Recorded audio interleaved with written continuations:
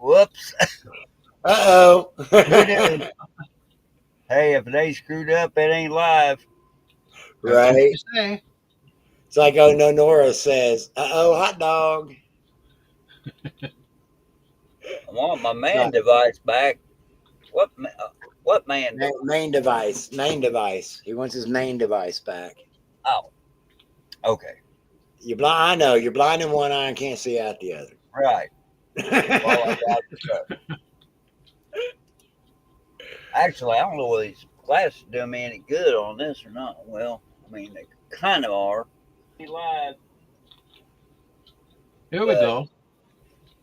Now I got it. any, yeah, yeah, I forgot to hit the start button. Sorry we're late, folks. That was my bad. Hell, we sat through a whole damn song while everybody was waiting on us. But anyway, Right. Anyway, our bad, my bad. things happen. Damn amateur drivers again. Now, where again are you located? Right now, I'm over in Nebraska, but I'm heading home. I'm about 350 miles from the house, so I wanted to pull over and make sure I made this debate that we had tonight and what have you. So I just parked, and tomorrow morning I'll get up early, finish it out, and then I've got to run over to Quincy and get my pickup truck, get it back home because it's been over in Quincy for over a month. If it ain't been towed, I'll be surprised. And yeah, and then I get my youngin tomorrow night. So life's good. Life's good. I Or mean, you just the weekend? yep, yep. I'll be taking out Monday morning, drop off in St. Louis, and then reload for parts unknown. I ended up having a load crash on me yesterday. Yesterday I was in Torrance, Wyoming. Actually, this morning I was in Torrance, Wyoming, and it was a sugar load, but they had put a load of recycled cardboard on me, and I picked up at a recycling center. And that's all fine and good. The only problem is they didn't just recycle cardboard there, they recycled everything there. So when the forklift was loading the bales of cardboard onto the truck, they embedded glass into the floor of the trailer. And when I went to go pick up the sugar, that is a food load, food grade load, and they saw that glass. I didn't see it, and you couldn't see it until you got up in the trailer with the light shining in, and you turned back around facing towards the light. You could see it, and it was obvious. So he was like, "Yep, I'm going to have to reject your trailer." I'm like, "I can't sweep this thing out." He said, "Nope." He said, "Once we see glass, we can't load it." So I'm like, "Okie dokie." So anyway, the long and the short is I'm deadheading about 720 miles home. Rough ride. So out of Bummer. pocket. Yeah. That's basically three-quarters tank of fuel for me. So kind of put a perspective on it. That's about a $400 loss. Plus I lost the load. Hey, Tom, Mm-hmm. I hate to be the bearer of bad news, Oh Lord. but you didn't set up a new stream on Rumble. So we're running over the Chatelet debate. So you'll have to go and download that and re upload it if you want to put it back on Rumble. No issue. No issue. It is what it is. I've got it Right. on, so I can do that. That's not a big kahooey. So Just so you know. yeah, I kind of figured that because when I went into Rumble, it showed that it hadn't been disconnected yet. So I was like, you know what, we'll just run with it. But Right. anyway, uh, anywho, how?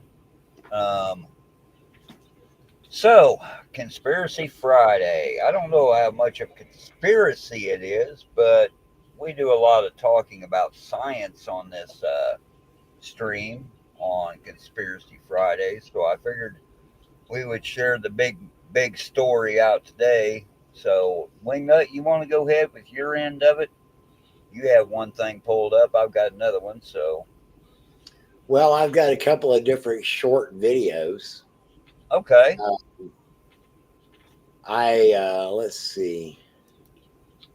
Let's actually start with an event that happened 2 years ago. sure.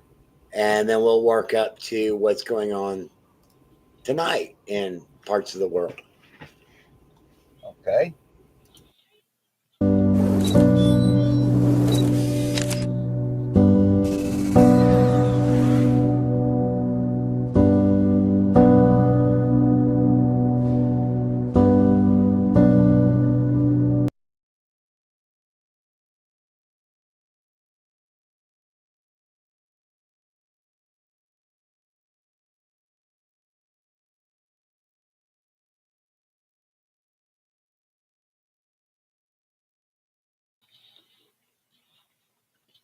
My bad there, Wingnut. I muted all of us.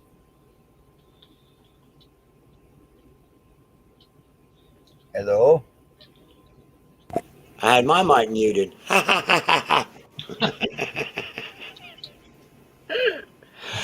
right. So all I was getting at with that image is that's the Northern Lights over Kiev 2 years ago. All right. So let's see. This is Arizona a year ago. Okay. Beautiful and a sight that you just don't see every day. Did you catch it? It was a colorful night for more than 500,000 people in the U.S. as the Aurora Borealis, also known as the Northern Lights, could be seen in dozens of states. But get this, we could see it right here in Arizona. Our viewers sending in some amazing pictures. The lights could be seen as far as Apache Junction, all the way to Flagstaff. Just stunning. All of those hues of fuchsia, different shades of purple and pink. Scientists say this was made possible after the sun had a solar flare erupt on Friday that was directed toward Earth. Meteorologist Iris Hermosillo with us this morning. And Iris, I was stunned to read that you could see it all the way here in the Grand Canyon State. You always think of having to go at least to Alaska. Well, and you know what? I was looking at the forecast updates, and as of yesterday afternoon, it was still just going to be the northern tier of the U.S. that was going to see it. And then as the later updates came out, it was like, nope, further south, Northern California. But I'm stunned to see that we even got a view of it here in our state. So grateful for all of our viewers that happen to be up checking it out too. Otherwise, I mean, I would have missed it. I wouldn't have been able to see it. So love to see it from your perspective, and keep sending those photos our way. Share at abc15.com. Now, Back to Kiev 6 months ago.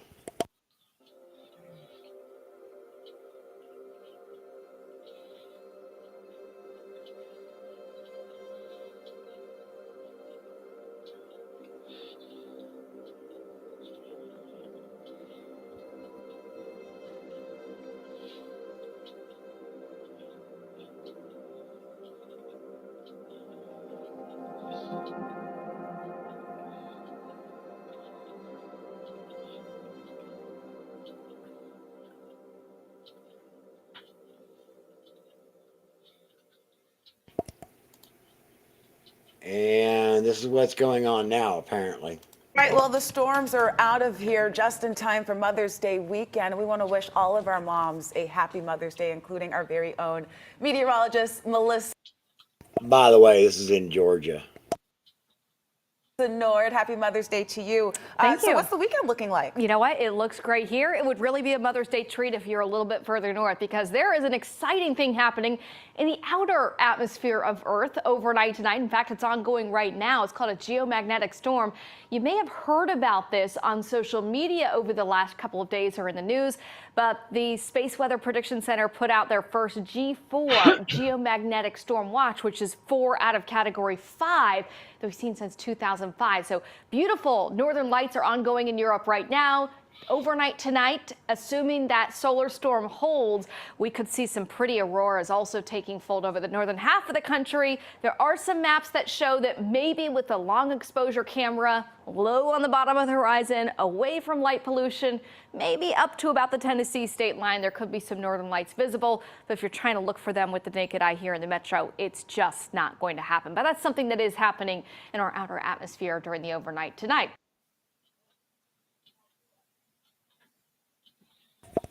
So, geomagnetic storms. solar mass ejections, solar maxes, and northern lights further south than what they should be.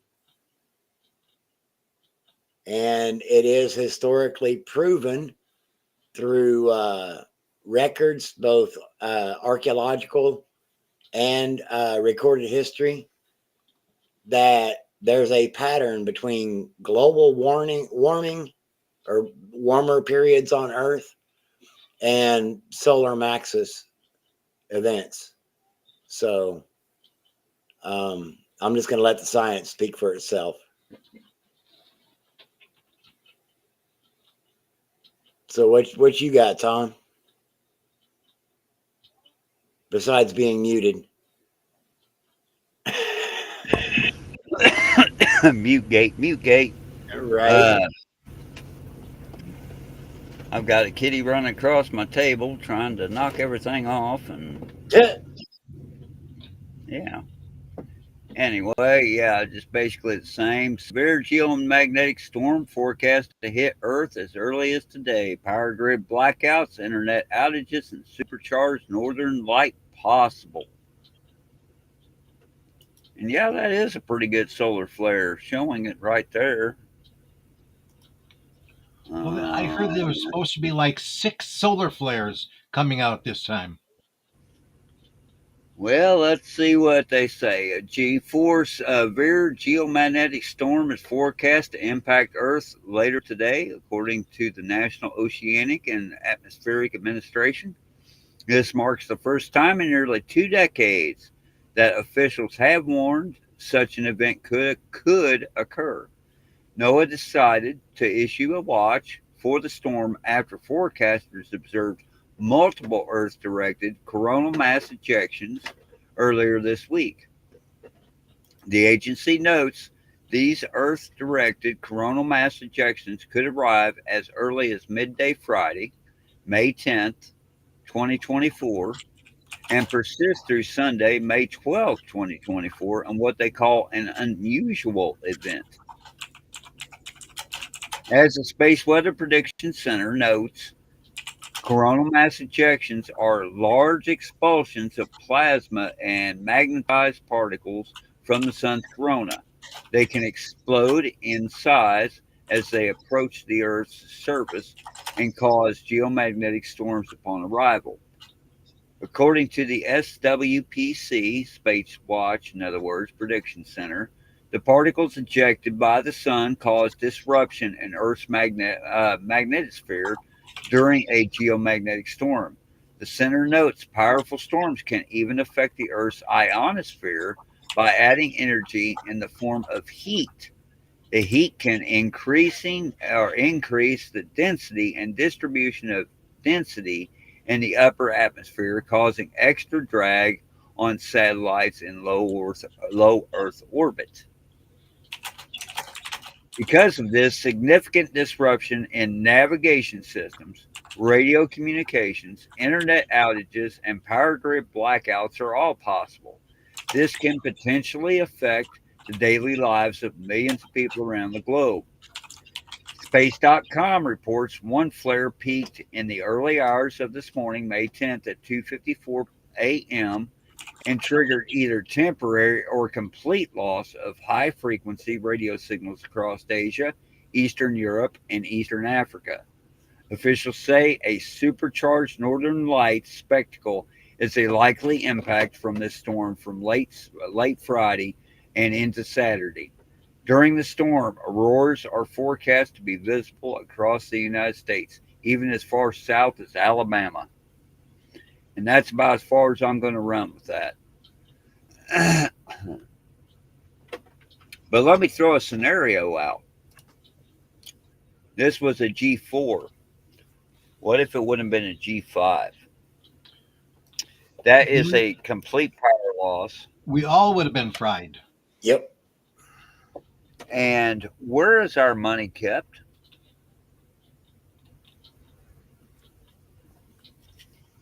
In the bank.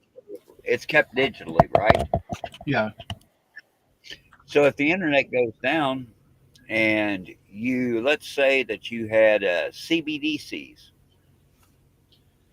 See, the internet going down, the power grid going down is my argument against cryptocurrency and seed cards. A seed card's not going to do you a daggum bit of good if you can't access the internet to access those funds that are allegedly yours. Exactly. When I go out here on the road, when I go into the truck stop and I want to get something to eat, I swipe that card, and if there's no internet, there is no swipey of the card. This is why you need to keep cash in your pocket. Right. Like I'm for not- example, Tom, do you remember that Saturday that I was going to run the shoot fire? Now I'm drawing a blank on the hearings in the 70s on the FBI. And Yeah.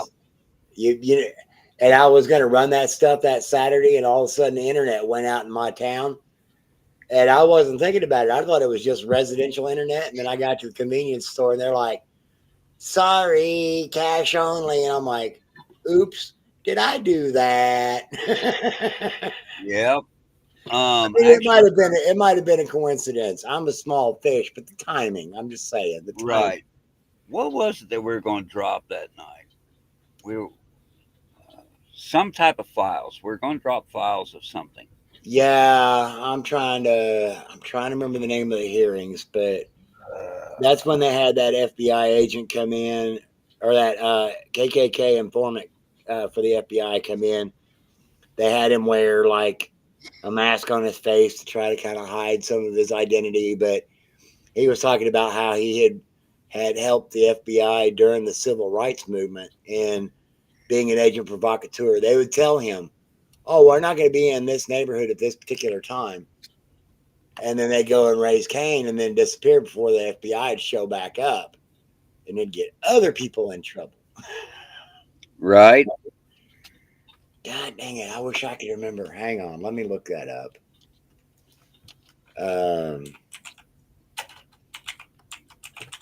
Well, we have Boiling Point live in the chat. Yes, Yeah. welcome.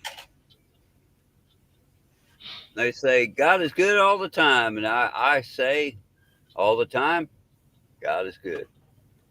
Oh, it's the church committee. And welcome, Mike Myers. Yes. welcome Mike Myers. in. But yeah, it was the church committee hearings that I was going That's to run. right. That's right.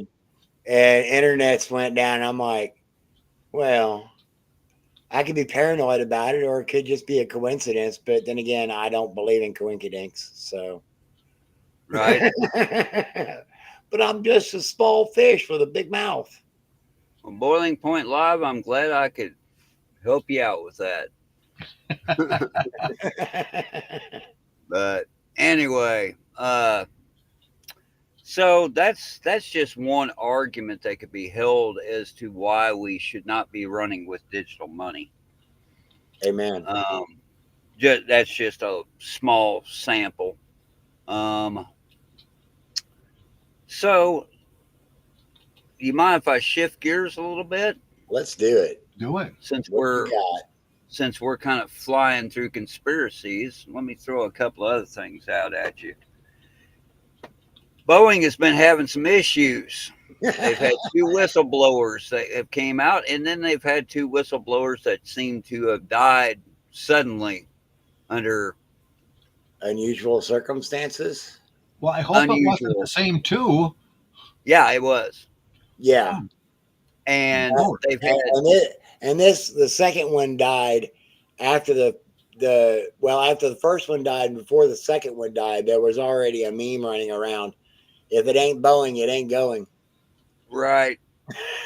Well, they've had two mishaps in the past 2 days. One plane was coming in for landing and lost its landing gear, or its front nose landing gear. Right. That was a FedEx plane, right? Yeah, I believe it was. And then today they had another one. So let me get that info pulled up real quick. Like, I don't know as I would be wanting to fly anytime soon. Right. Here it I is. love to fly, but I ain't doing it. You know, if I'm going to fly, I'm really leaning towards, since I've already got a CDL, I'm really leaning towards going ahead and finishing up to get my pilot's license, and I'll just fly myself. I'm good on that. Another one, Boeing 737 crashes during takeoff in Senegal, injuring 10 with 4 in serious condition. And there's the picture of the plane.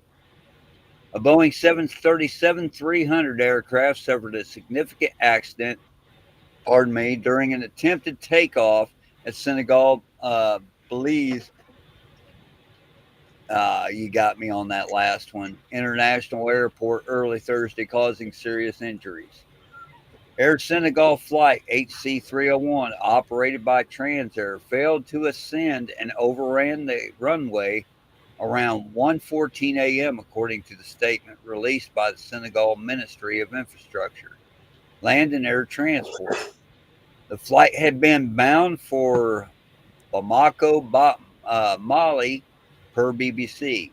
Of the 78 people on board, which included 2 pilots and 4 cabin crew members, 11 suffered injuries, Senegalese military reported. 4 of these passengers are in serious condition.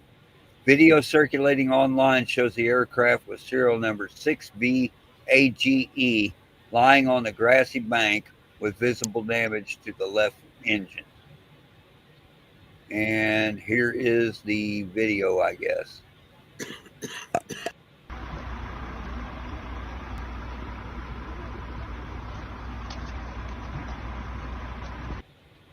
And the person that posted that, Boeing are effective at killing off whistleblowers, but not operating safe planes, it would appear. Wow. So, anyway. You know, I'm remembering a story that I heard back when I was in the Air Force about aircraft in Vietnam overshooting the end of the runway. They'd come in a little hot, and the way the runway was set up, if you weren't slowed down enough to be able to turn around, you run off the end of the runway and land in the water. I know for a fact that declassified information says that there were 2 SR-71s lost that way in Vietnam. Just saying. Now that is an awesome aircraft. Yes, it was. Wow. I still prefer the B-17 for Really? for artistic value. Really? For tech value, though, the SR-71, the only reason they retired it was because satellites could get better images. What about the B-1? B-1's quite an impressive piece of technology as well. I mean, they go out with 2 flight crews and a small apartment. It always reminds. They got a kitchenette, and a shower, and a toilet. It always reminded me of a Concorde. That's what was popped into my mind when I saw a B-1 was a Concorde. Yeah, and the Concorde and the B-1 would both be derivatives of the old XB-70 project from back in the day. That giant hypersonic delta wing that never got to go hypersonic, I don't think. It was too unstable at low speeds. You know, this is one of them things that I'm going to have to throw out there, because we do often talk about the TR-3B. Yeah. And I find it hard to believe that from, let's say, 1900 to about 1970s, going about 70 years in there, we went from no aircraft and no cars to these beautiful machines landing on the moon, if you believe it. If you don't, well, then whatever. But, you know, we went from rockets, we went to jet propulsion aircraft, we went to all this technology. and yet you're going to sit there and try to sell me from 1970s until now. The best we can come up with is the F-18. And I'm sorry, I have a hard time believing that. The F-22 ain't competing. What's the other one they came out with? What, that F-35? Yeah, the That F-35. F-35 piece of junk. When will they learn that a joint task force craft is not going to fit the bill? Right. That's why they came up with that most beautiful flying weapon, the A-10, because it could fly low and slow and dump a lot of projectiles downrange. Yeah, Chops, I'll look up that P-38 CIA shipping. That does sound like a kick. But yeah, I find it awful hard to believe that we've stunted all this technology. Right. And Well, on your point, my great grandmother was born in 1889, and she lived into the 1970s. mhm, So she was alive for the flight at Kitty Hawk. She okay, she was alive for World War One and saw the biplanes being introduced, and World War Two with the prop fighters and bombers, and witnessed the landing on the moon. You know, she got to see that all in her lifetime. And my grandfather, I remember him telling me about when he was a kid. It would be cold enough in the winter that they could drive a horse-drawn wagon load of rocks over the snow drifts on the fence. Their dad wouldn't make them walk in the snow to get to school. He'd take them a ride, give them a ride. But yeah, they could drive a wagon load of rock over the snow drifts on the fences because it was that dadgum cold. I remember in the 1970s, 12 to 18 inches of snow on the ground. We don't see that anymore. But anyway, I used to see 4 and 5 foot of snow on the ground, and yes, you could walk on top of it and not break through. right.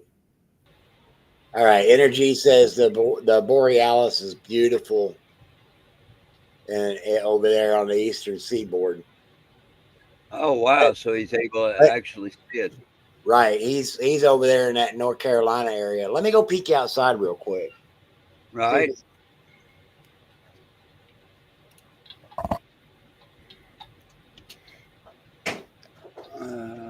I'm actually looking for something while he's doing that, Father Larry.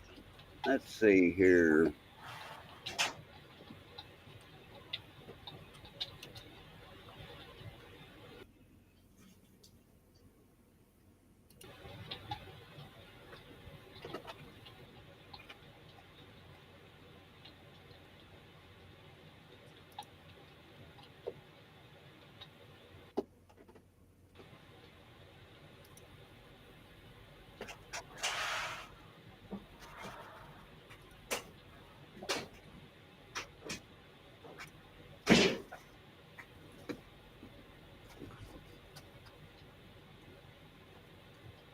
Yeah, I might have too much light pollution in my little town here to be able to see the Borealis, or I might just be far enough south I can't see it yet.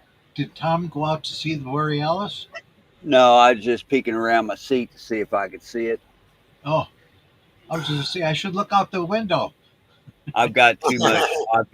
I've got way too much ambient light. I'm parked in a truck stop. Energy, glad to have you, my friend. Right on. I look forward to seeing your pictures tomorrow, Energy. Right on. So I've got a suggestion since we were bringing up technologies and stunted technologies. Right. Would you have any objection? How long are we going to run? First off, I don't know. well, if you don't have anything to do, because I'm sitting here, I really don't have anything that I've got to do in the morning.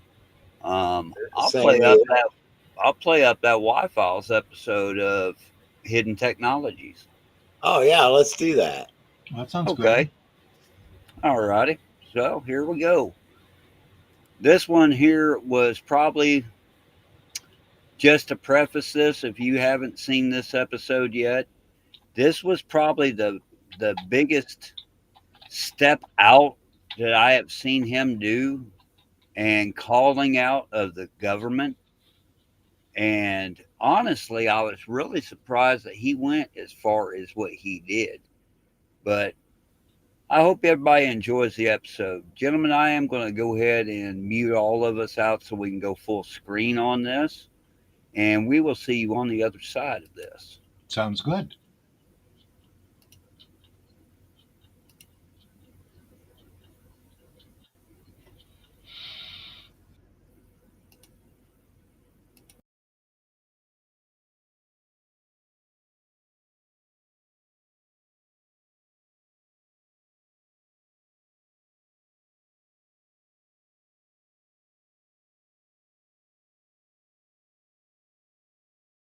Y-Files is brought to you by Rocket Money. For decades, we've heard about the catastrophic effects of fossil fuel pollution. And for just as long, I've been hearing that global warming is a myth. The two sides are constantly at each other's throats, but it's a fight that's completely unnecessary. The technology to create unlimited, clean, free energy has existed for over 100 years. Dozens, perhaps hundreds of inventors have created machines that pull energy out of thin air, machines that could defy gravity, levitate, and fly, machines that bend the fabric of space-time itself. These machines sound not just like science fiction, they sound like magic. So where are these magical devices? Well, when the inventors patented and publicized their technology, they performed another magic trick. They disappeared.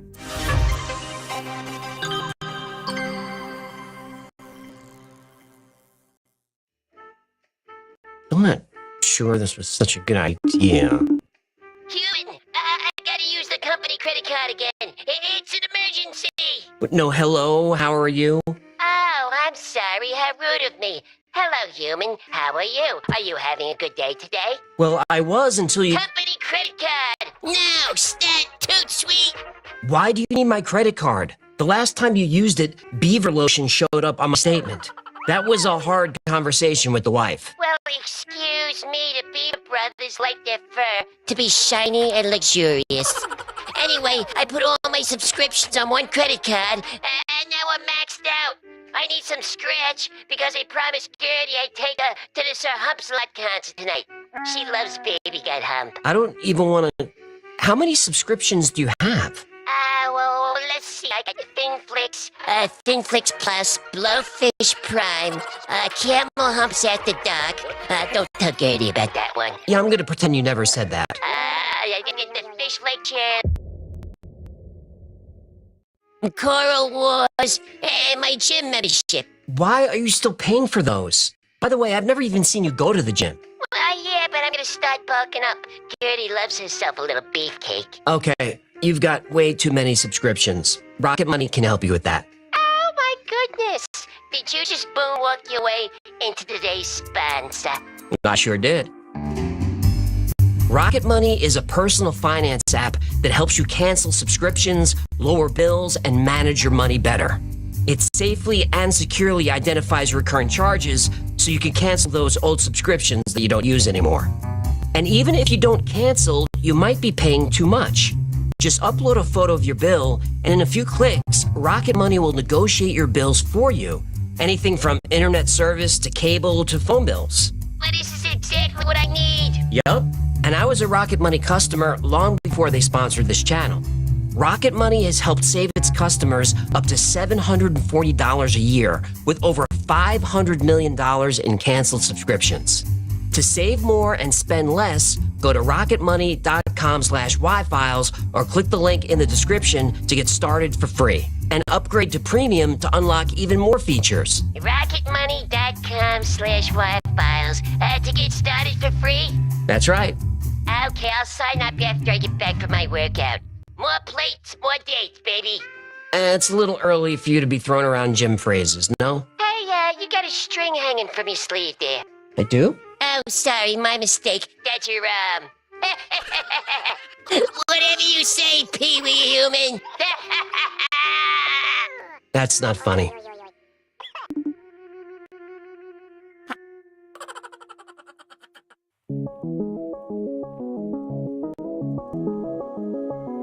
For years, certainly my whole life, we've heard how fossil fuel pollution is creating a runaway greenhouse effect. At some point, the ice caps will melt, the oceans will rise, and every coastline in the world will be underwater. What now? When? When does it happen? When do we go underwater? Well, that's hard to... 5 years, 20, 50? You can't really quantify... Oh, you can't quantify it, huh? Look, I don't... Is Florida still there? What do you mean? Let me talk slowly so you can understand. Is Florida still there? Last I checked, Florida is still there. Thank you. I rest my case. Global warming is a myth. It's not a myth that... Look, this isn't a video about climate change. Oh, look, global warming is not climate change. My point is... How dare you? Look, do you want clean air? Clean air? No, who cares? Fine, but do you want clean water? Well, yeah. Right. The point of this episode isn't to argue one side of the climate debate or the other.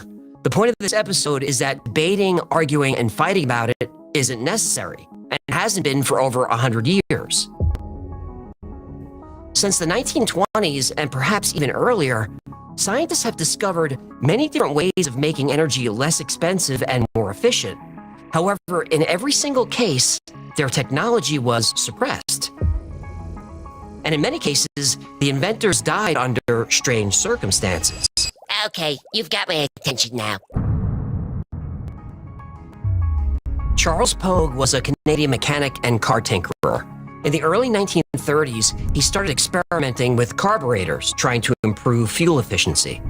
Now, if you're not a gearhead, a carburetor is a part of a gas-powered engine that mixes air and fuel for combustion. The mixture is then sent to the engine cylinders, where it's ignited to power the engine.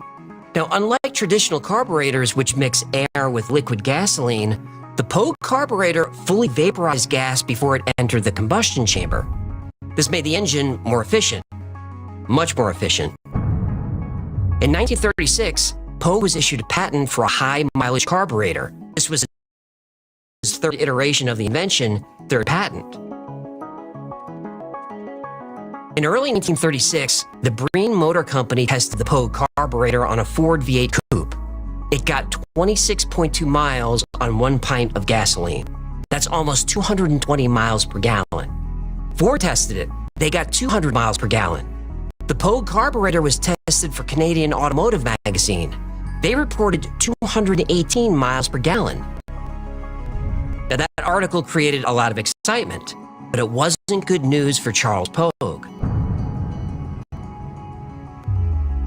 On the Toronto Stock Exchange, oil company stock prices crashed. Brokers were swamped with orders to dump all oil stock immediately. Soon after that, Pogue's shop was broken into. All carburetors, equipment, notes, and documents were stolen. He never built another one. He never spoke of the invention ever again. Someone got to him. That's the rumor. But carburetors aren't complicated. If one man figures out how to make an engine more efficient, others could do this too. And they did. But the oil companies did not forget about Pogue and the damage he almost caused. Fuel-efficient engines were not good for business. So the oil companies lobbied the US government for help. And a few years later, in 1951, help arrived.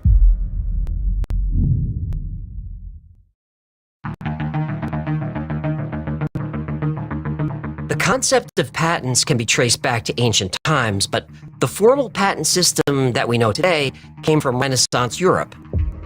The first known patent law was enacted in Venice in 1474, and it was a revolutionary idea designed to encourage innovation. It offered inventors a temporary monopoly in exchange for sharing their inventions with society. But some inventions are legally patented and hidden from society. In 1951, the United States passed the Invention Secrecy Act. This allows the US government to keep certain technologies and inventions secret, legally. If they decide something threatens the country's economy or security, it's stamped with a secrecy order and classified. The inventor can't speak about it, export it, or sell it unless it's to the US military. Yeah, of course. If the inventor violates these orders, they face imprisonment or, as we're about to see, consequences that are even worse. In the 1970s, Tom Ogle accidentally discovered a way to make an engine run on its own fumes. I was messing around with a lawnmower when I accidentally knocked a hole in its fuel tank. I put a vacuum line running from the tank straight into the carburetor inlet. I just let it run, and it kept running and running, but the fuel level stayed the same. I got excited. The lawnmower was running without a carburetor and was getting tremendous efficiency. That mower ran for 96 straight hours. Whoa! After a few months of trial and error, Ogle replicated his invention with his own car. His 1970 Ford Galaxy got 11 miles per gallon. But after a few modifications, it got 100 miles per gallon. In April 1977, Ogle drove the 4,000-pound car 205 miles on just 2 gallons of gas. Engineers inspected the car for hidden gas tanks and other gimmicks, but nothing was found. His technology worked. Ogle made the internal combustion engine do what it was designed to do: operate on fumes. He accidentally invented a version of Pogue's carburetor. Almost overnight, 24-year-old Tom Ogle became an engineering sensation. Oil companies, investors, and businessmen approached him with offers. People expected him to become a billionaire. Shell Oil offered him $25 million cash for the design. Ogle passed when he found out they intended to hide the invention forever. I've always wanted to be rich, and I suspect I will be when this system gets into distribution, but I'm not going to have my system bought up and put on the shelf. So Tom struck deals with investors who would let him control the invention and keep working. He filed for and received a patent.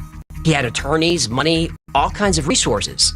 Then the United States Air Force showed interest. Uh-oh. And that's when things went downhill. Downhill, huh? Yep. Suddenly, the SEC was after him for violating securities laws. The IRS was after him for failing to pay back taxes. The next few months were a mess. Ogle's wife left him and took their daughter. Legal battles were everywhere. Investors were fighting for control of the patent. Then, on April 14th, 1978, Ogle was shot by a stranger outside a bar. No suspect.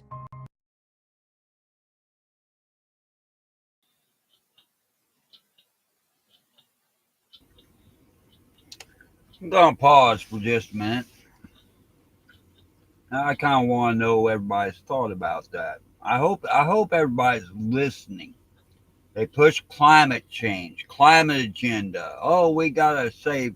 We've got to go to EVs. We can't have gasoline-powered cars. We can't have this. We can't have that. Oh, why? Hey, Oh, because it may hurt the oil company. right. When are we gonna say enough of being fucking played, dude? I mean, for real. Well, where he was talking about that fuel efficiency adaptation for the carburetor, that's actually known generally as a thunderstorm generator or a plasmoid generator. They exist. There are people out there that are building them and showing you how to build them. But it's not something that you're going to buy off the shelf. You can get the parts off the shelf, but just saying. Well, there was a young man in 1980 who had a patent and everything else, and he was ready to release it for mass production. And he companies, whichever one, and suddenly he sold it because they threatened to kill him outright.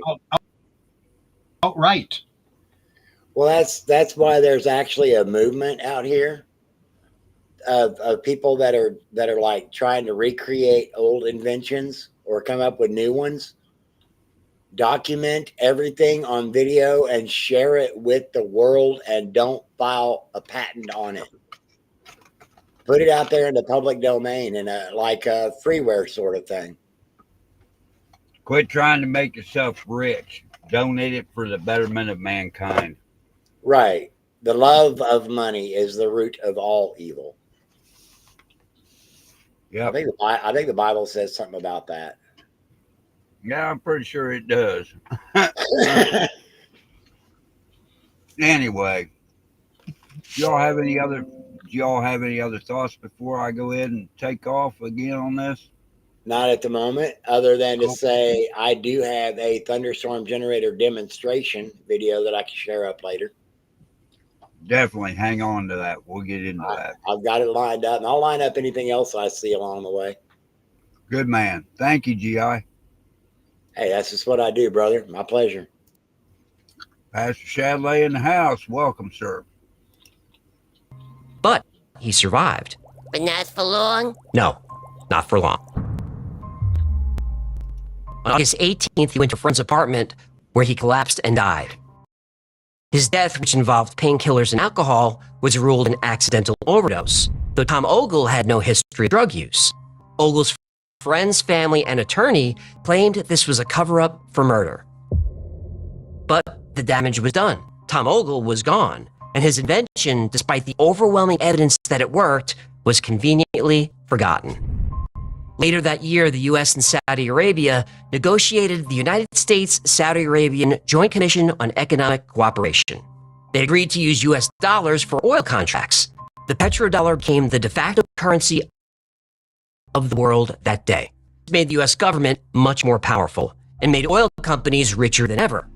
A few years later, Lieutenant Colonel Charles Brown, a former member of Project Blue Book, made a similar invention. He created a device that attached to the air intake of the vehicle, reducing emissions by 50 to 70% and increasing miles per gallon. I treat air, and out of air, I make it more than just providing oxygen for the combustion process. There are combustion-stimulating molecules and radicals generated in this process. Thunderstorm in a bottle.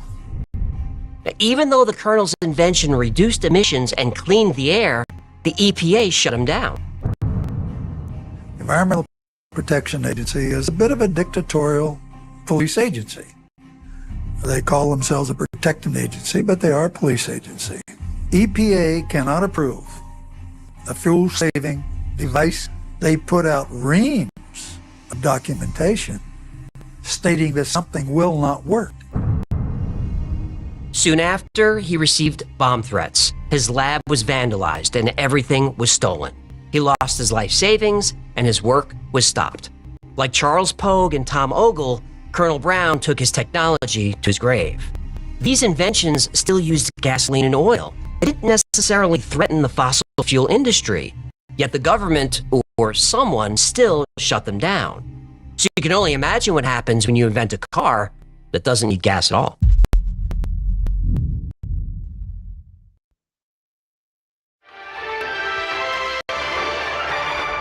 Top of our news here at 6 o'clock, an age-old dream becoming a reality. A local inventor has discovered a way, hear this, to use water to run your car. The answer to dependent on foreign oil lies all around us. A car that runs on water instead of gasoline. A man who invented an engine that can run on water. Any kind of H2O, he says, can power just about every type of engine. He's come up with a device that will hook up to any engine and allow it to run on good old H2O. Stanley Meyer. He's been offered $1 billion in cash by oil-producing countries to sell his patent. So far, he hasn't sold. Stanley Meyer did not keep his invention secret. He went straight to the news. His announcement made it across the country and around the world. He had invented a car that could run on nothing but water. The technology is called electrolysis. This is using electricity to split water into oxygen and hydrogen gas. Now, this isn't a new invention. In 1789, Jan Rudolph Diamond used an electrostatic machine to generate electricity from water that was then discharged to gold electrodes. And throughout the 19th century, various inventors and scientists created machines that could split water into oxygen and hydrogen. But there are a few problems. The process requires a lot of energy, and it requires perfectly pure water. No minerals, no chemicals, nothing. It has to be nothing but H2O. It's very hard to produce pure water. Not only do you need pure water for electrolysis, you need lots of it. Stanley Meyer's engine didn't require much water at all. Stated that if he took his water-powered car from coast to coast in the U.S., it would use only 22 gallons of water. And the biggest breakthrough, it didn't need pure water. It could run on ordinary tap water. He called his invention a water fuel cell injector. The injector breaks water molecules into oxygen and hydrogen, the engine hydrogen gas. He took his car on tour around the country. Engineers inspected it and they said it worked. We recently took a scientific delegation to witness Stan's work, to really evaluate it, and came back saying, this is one of the most important inventions of the century. Stan's tour got a lot of media coverage. This led to offers from investors and oil companies and even the Pentagon. Pentagon? Yeah, let me guess. That's when things went downhill. Yep. Oh, no. In 1998, Stan was at a restaurant with his brother and a few Belgian investors. They were about to sign a multi-million-dollar deal, so they raised their glasses and made a toast to celebrate. Then Stan suddenly became violently ill. He ran out of the restaurant, fell down in the street, and started vomiting. His brother ran after him. Stan's final words were, "They poisoned me." But his death certificate doesn't reflect that at all. It says he was at lunch with officials from NATO, and that he died of a brain aneurysm. But if you read this statement, you can kind of tell that the coroner was already questioning whether he was actually poisoned or not, and just dismissed being poisoned as such a blatant lie and not true. I think a brain aneurysm is a very convenient way for somebody to die, and if they were poisoned, that can cause that. Now, lots of people have heard of Stanley Meyer's water car. But what most people don't know is that the water-powered engine wasn't the only disruptive invention in Stan's garage. He also had a He had a donut-shaped electromagnetic device slapped with a national security order. Even in my prior development of high technology, I've had patents taken from me. I learned in the School of Hard Knocks to be very cautious. He was paranoid, and rightfully so. That's why if you try to replicate the technology in Stan Meyer's patent, it won't work. He faked the voltage and frequency numbers to prevent another invention from being stolen or classified. But skeptics say it doesn't matter what numbers you use, the engine won't work. They say Stan's technology broke the second law of thermodynamics. That states that every time you transfer energy, energy is wasted. Stan's engine didn't waste energy at all, it created it. Violates the first law of thermodynamics, the conservation of energy. That states that energy cannot be created or destroyed. But what if those laws are completely misunderstood? That with the right technology, the laws of thermodynamics don't have to apply at all.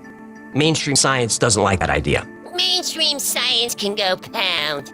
Well, it turns out that Stan's water car was the least important invention. The donut-shaped device was another invention that created energy. And the reason it was classified? Well, it didn't run on gas. It didn't run on water. It ran on nothing.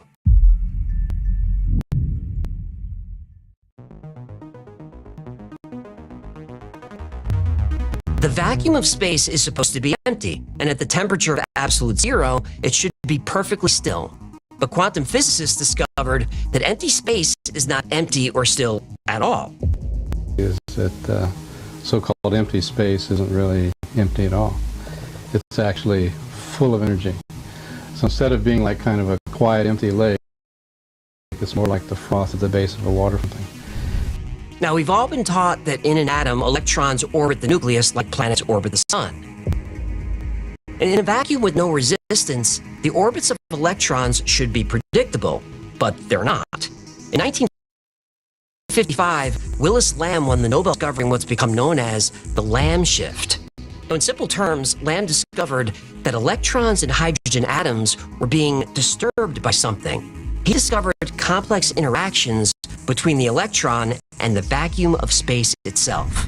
Space is teeming with quantum particles that blink in and out of existence. And when they do that, they use and create energy.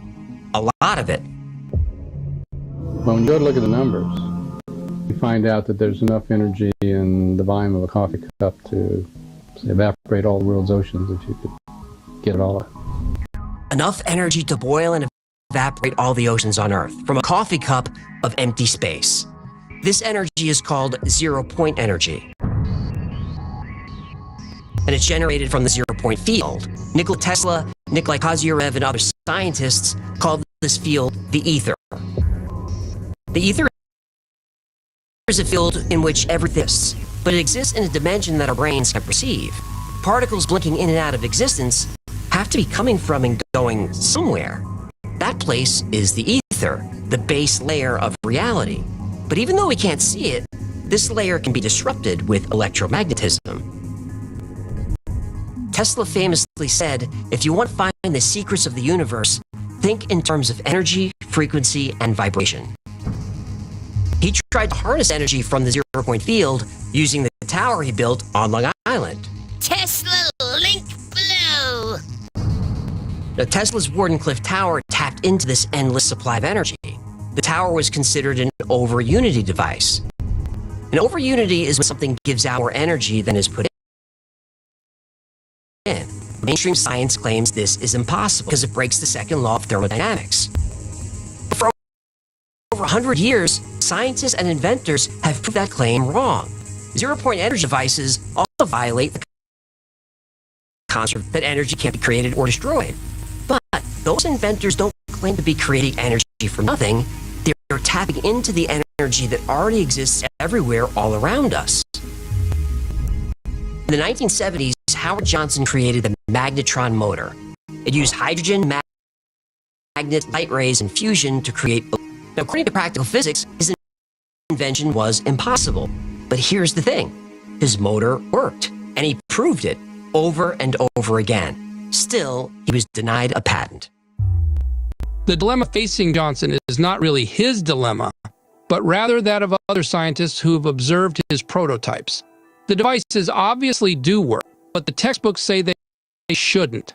Johnson is saying to the scientific community that this is a phenomenon that seems to contradict some of our traditional beliefs. For all our sakes, let's not dismiss it outright, but take the time to understand the complex forces at work here. Johnson didn't get his patent and was shunned by the scientific community. Now, Howard Johnson wasn't a weekend garage tinkerer. He was a government contractor. He worked on atomic energy projects. He made equipment for the military. He already had over 30 patents for chemistry and physics devices. Science and physicists are especially determined to protect the law of conservation of energy. Thus, the physicists become game wardens who tell us what laws we can't violate. In this case, they don't even know what the game is, but they are so scared. Johnson would lose less than 2% efficiency in almost 20 years of continuous operation. But he stopped working when someone broke into his shop and stole his equipment. He got the message. Thomas Murray also invented a device that could tap into the zero-point field. His machine could generate 50,000 watts of power with no energy input, another invention that broke the laws of physics. Murray tried to patent his invention. He was denied. They told him there's no such thing as free energy. But still, the US government was interested. Yeah, and that's when things go downhill? Yep. Yeah.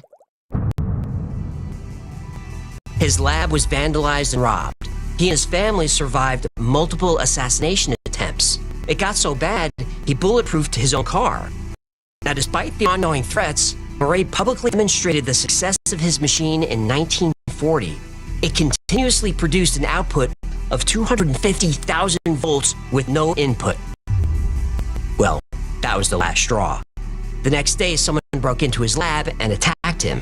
He only survived because at this point, he was carrying a pistol everywhere. It didn't matter. Murray's assistant turned on him and destroyed everything. Equipment that would be worth millions today. Officially, Murray's assistant went crazy, but it sounds like somebody got to him. Murray died broke, and he took his technology to the grave. Edwin Gray had a similar story. Gray created an electromagnetic motor that ran continuously on its own power. And like all zero-point devices, it didn't generate heat. The input was 28 watts. The output over 7,000 watts. Gray's machine was tested and verified by multiple scientists. Gray started developing this idea 8 years ago. For the past year and a half, he's been trying to get someone in the U.S. government interested. So far, he's had little luck. After he contacted the government, let me see. Things went downhill, right? Yep. Yeah. Within a week, local authorities performed an illegal raid on Gray's lab. They confiscated everything. Not long after that, Gray was found dead in his home. All his records, inventions, and materials vanished without a trace. Now, most of these inventions were from the turn of the 20th century, over 100 years ago. Imagine the progress we could have made if this technology survived and the world had free energy this whole time. But that's the thing. These stories happened so long ago that it's difficult to picture them as anything more than stories. I know you want to see video of one of these things operating. You want to see light bulbs and motors turning without wires and without plugs. You want to see one of these zero-point machines for yourself, don't you? You got it.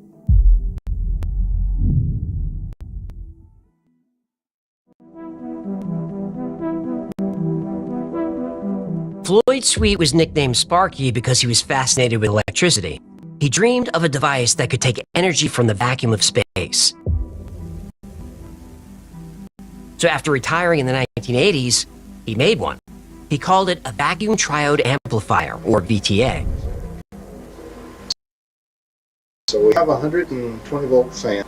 As you can see, it's turning at good power. It is providing quite a breeze, and it's real, usable power. Sparky's machine could do more than operate a fan. He fed it 0.3 milliwatts and produced almost 224,000 watts. This was continuous on-demand power. If you attach more equipment, it would simply harness more power. No limit. And here, just coming into view, you see 5 100-watt lamps, ordinary garden variety household lamps, brilliantly lit. So there's 500 watts of very real power here, again coming right out of the vacuum. 224,000 watts from a box about the size of a deck of cards. That's enough to power your house, recharge your electric car, or light up a baseball field. It doesn't matter what you connect. The zero-point field will give you all the power you need. This is real, usable power. It's stable. It is not trendy. It is not noise. And it is not any other kind of spurious effect. This is a real effect. It's all coming from that little tiny box sitting behind the 500 watts of power. Behind the lamps, that little box is putting out all of that power, 100 watts, and yet even less than 1/3 of a milliwatt of input power. So Sparky filed a patent. Uh-oh. Yep, you know how this goes. Well, at the grocery store, a well-dressed man approached Sparky and showed him a photograph. It was a picture of Sparky and his wife in their house, taken from outside. Someone had been watching them. He walked me all the way to my building, telling me what would happen didn't stop my research.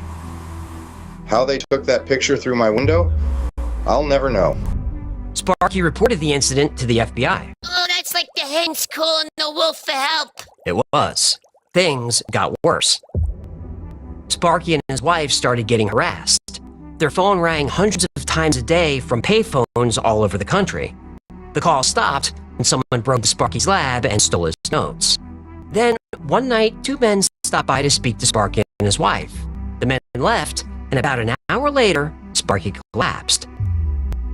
Frantic, his wife called an ambulance, but when they loaded Sparky, they refused to let his wife in the ambulance.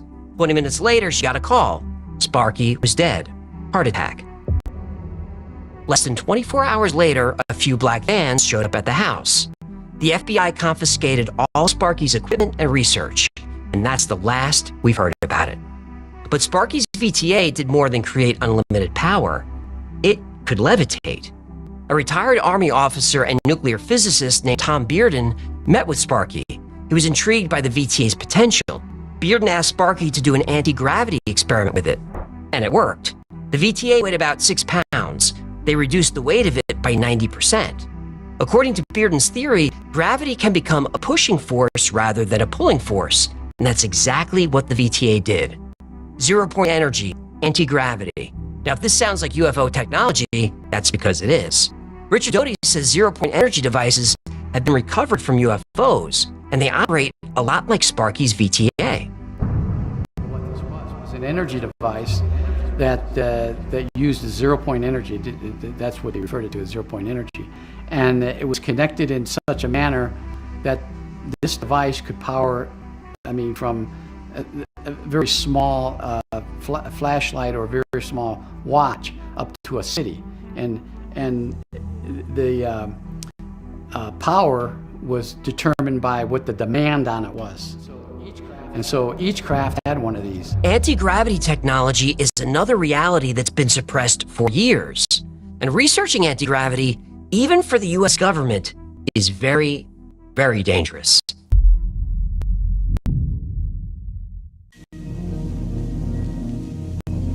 According to multiple inventors, many of which are now dead, alien technology might not be so alien after all. Italian researcher Gianni Dotto created a large ring to go around the human body. Its purpose was to alter DNA to reverse aging. Now, made of heavy copper, the Dotto ring manipulates the magnetic field around the human body using gravity and frequency. It was inspired by the Hunza Valley in Pakistan, where people rarely get sick and routinely live for over 100 years. Now, most researchers say their longevity is because of exercise and a healthy diet, but Dotto had a different theory.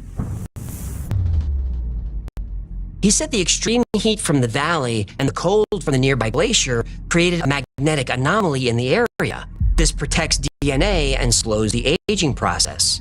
The Dotto ring was even tested at Sloan Kettering Hospital. It successfully lengthened the subject's telomeres, the part of our DNA that shortens as we age. The ring worked. And just like Sparky's device, Dotto's device could levitate. Then the FDA became involved. And everything went downhill. Yep, they shut down Dotto's research. Not long after that, Dotto was hit by a car that ran over him multiple times. The levitating, age-reversing Dotto ring vanished. T. Townsend Brown used the high voltage and electromagnetic field to create a lift effect. This allowed an object to move at high speeds, free of the force of gravity. Brown made a flying saucer. And with many other promising inventions developed during the Cold War years, the National Secrecy Act prevented scientists like T. Townsend Brown from commercializing or even publicizing any technology which could potentially be interpreted as having a military application. Now, anti-gravity or anti-gravitic technology was popular in the 1950s. The United States and Canadian governments were both working on anti-gravitic technology. They farmed this work out to well-known aerospace companies like Lockheed Martin, Convair, Bell, and Lear. The research was actually out in the open and created a buzz. People were excited about the new G engines and how this technology would revolutionize traveling. They talked about how everyone could have a flying car. Airplanes wouldn't need any fuel to fly. This is one of the last public mentions of anti-gravity technology. Lawrence D. Bell, the famous builder of the rocket research plane, says, "We're already working with nuclear fuels and equipment to cancel out gravity." And William Lear, the autopilot wizard, is already figuring out gravity control for the weightless craft to come. According to the gravity research engineers, the G engine will replace all other motors. After that, everything went dark. So what happened? What happened was the military contractors got anti-gravity to work. And one of the technology almost. After working at the Center for Space Plasma and Aeronautics Research, Dr. Ning Li started her own anti-gravity research company, AC Gravity. In the early 1990s, she published research papers on anti-gravity. This drew attention from the U.S. government. And then everything went downhill. In 2001, Ning Li received a grant from the U.S. Department of Defense for over $400,000 to continue anti-gravitic research. Then, Ning Li disappeared. Some people think she returned to China to work for them, but others say she was caught up with her work at the DoD. Some family members recall that she seemed extremely stressed during that time. She used to love her research, but she did not like working for the DoD. But in 2014, 13 years later, Ning Li reappeared out of nowhere. I didn't see that coming. And then she was hit by a car. That I saw coming. She suffered permanent brain damage. Ning Li's whereabouts during those missing years is still a mystery. But my guess is the Department of Defense knows exactly where she was. But they'll never tell, and nobody's gonna ask.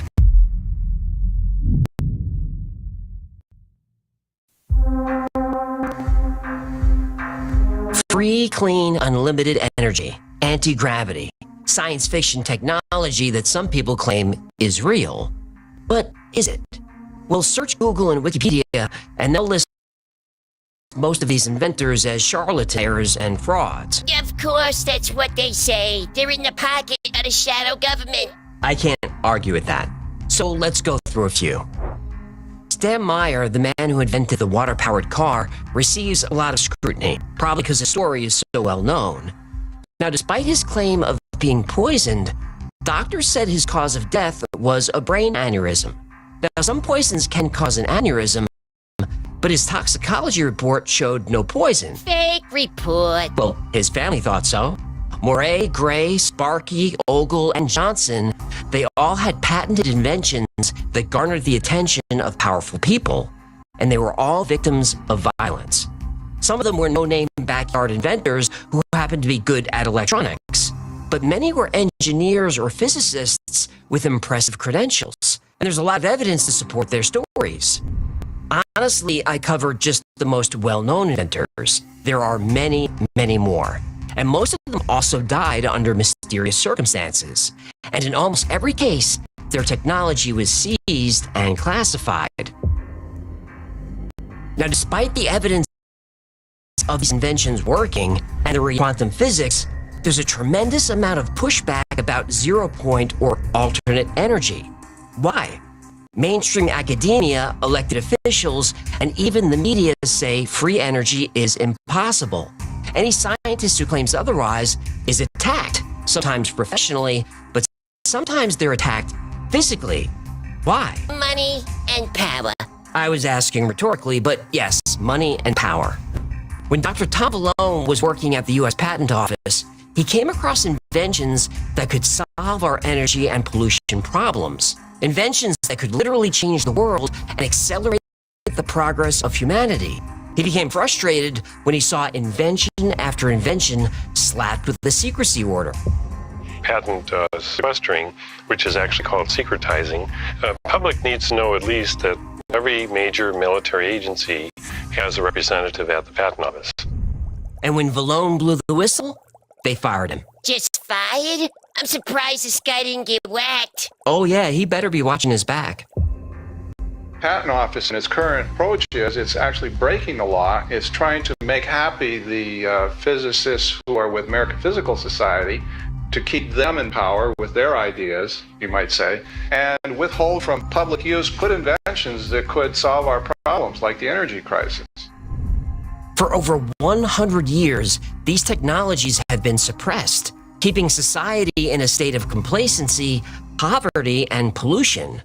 The Federation of American Scientists spoke about suppression in 2010, calculating that in that year alone, 5,135 inventions were given a secrecy order. Most of these patents had to do with clean energy, anti-gravity, and alternative methods of propulsion.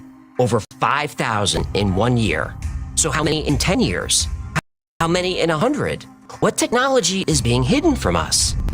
The latest buzz phrase is green energy, or the green movement. That sounds nice. We all want a clean environment. But green energy, as currently defined, is a fad. No, that's not the right word. Green energy is a scam.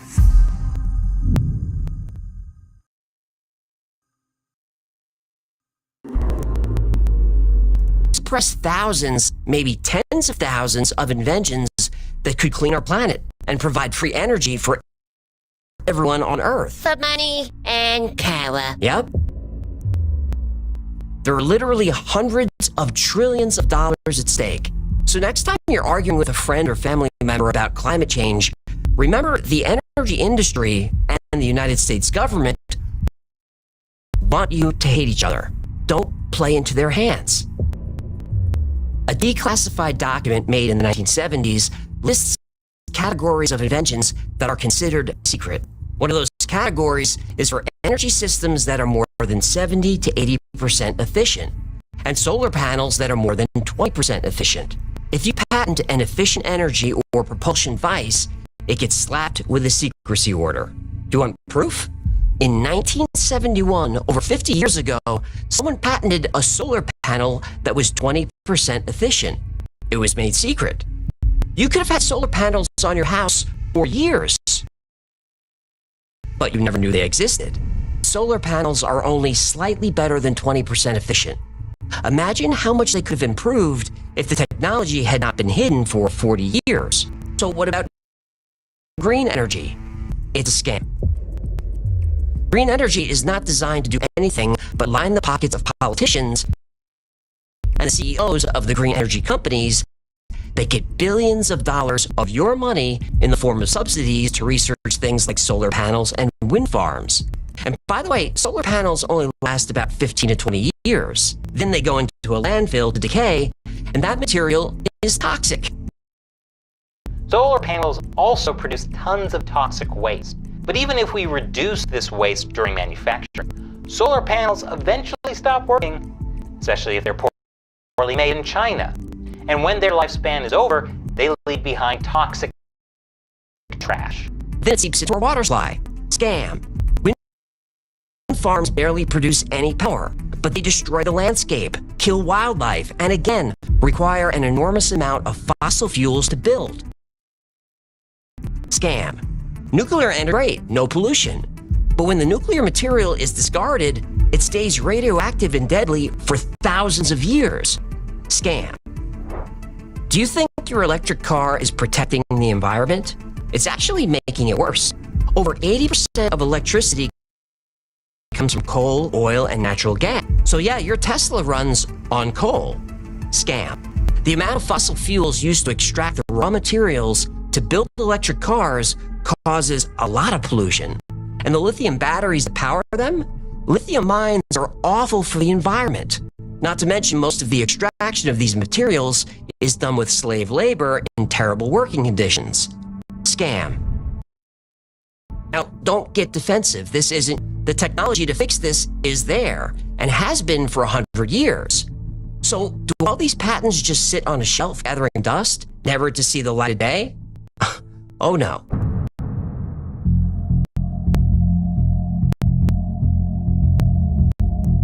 A scientist named Salvatore Pais has multiple patents strikingly similar to allegedly impossible inventions.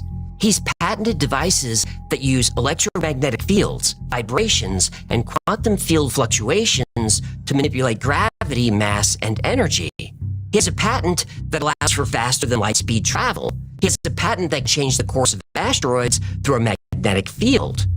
And my favorite Salvatore Pais invention? He has a patent for a tiny solid-state device about the size of a deck of cards that can generate unlimited clean energy from the vacuum. So how come his inventions aren't suppressed? Well, because the patents are owned by or have been assigned to the United States Navy. Now, I'm sure that most clean energy anti-gravity inventors are frauds, but not all of them. I believe that technology does exist, and I believe it's being used right now by government contractors. However, these contractors don't work for the U.S. government. They work for the government. A shadowy government with its own Air Force, its own Navy, its own fundraising mechanism, and the ability to pursue its own ideas of the national interest, free from all checks and balances, and free from the law itself.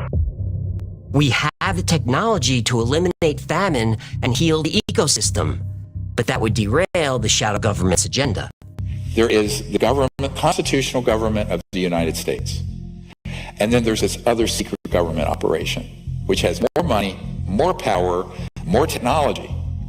It is a criminal enterprise. It is not sanctioned by the president, and it's not sanctioned by Congress. And yet they're using our tax dollars and are raping the planet and destroying the earth and impoverishing half the planet.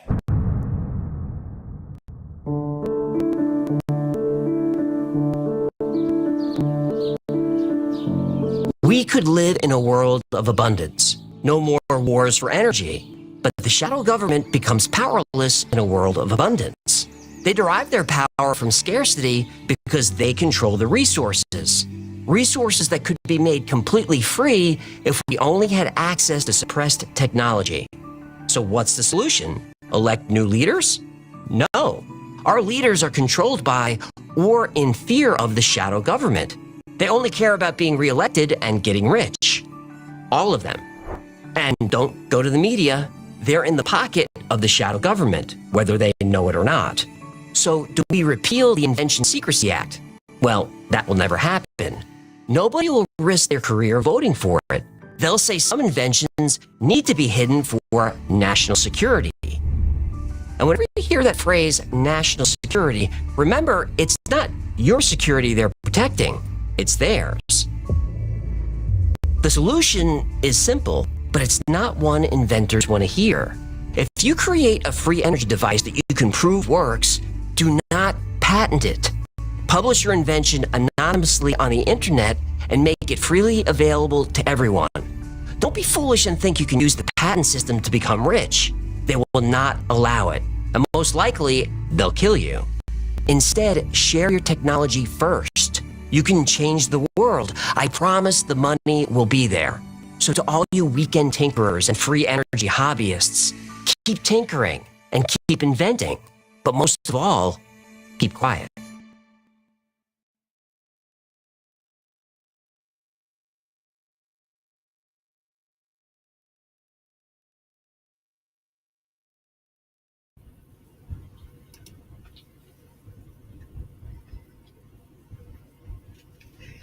What do you think there, Wingnut? You still awake?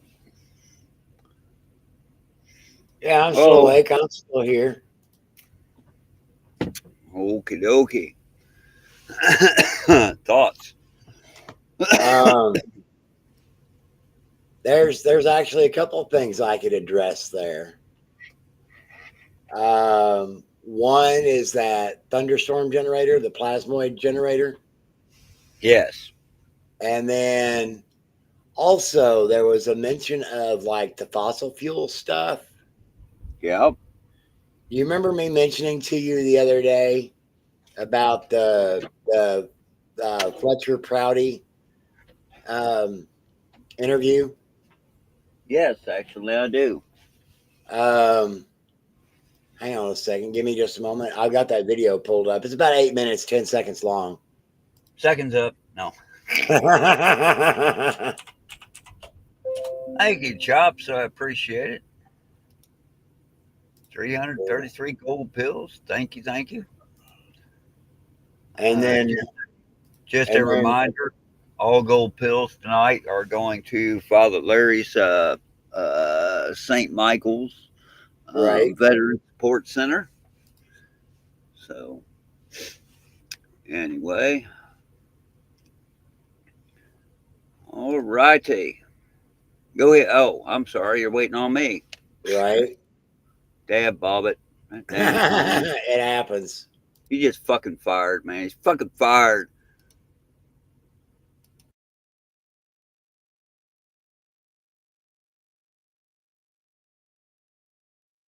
You mentioned in one of your last talks that petroleum wasn't what we thought it was, that it wasn't a fossil fuel, that it didn't come from fossil animal. Yeah. Is it just a mineral? Is it a mineral like any other mineral? Is that how it what would you say? What's the origin of You see, petroleum?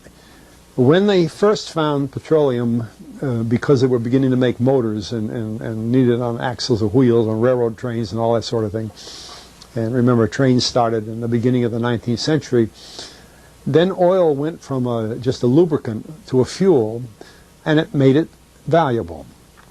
And Rockefeller happened to be the smartest man in the business at the time, But he made most of his money, or much of it, off the transport of the petroleum as well as selling it.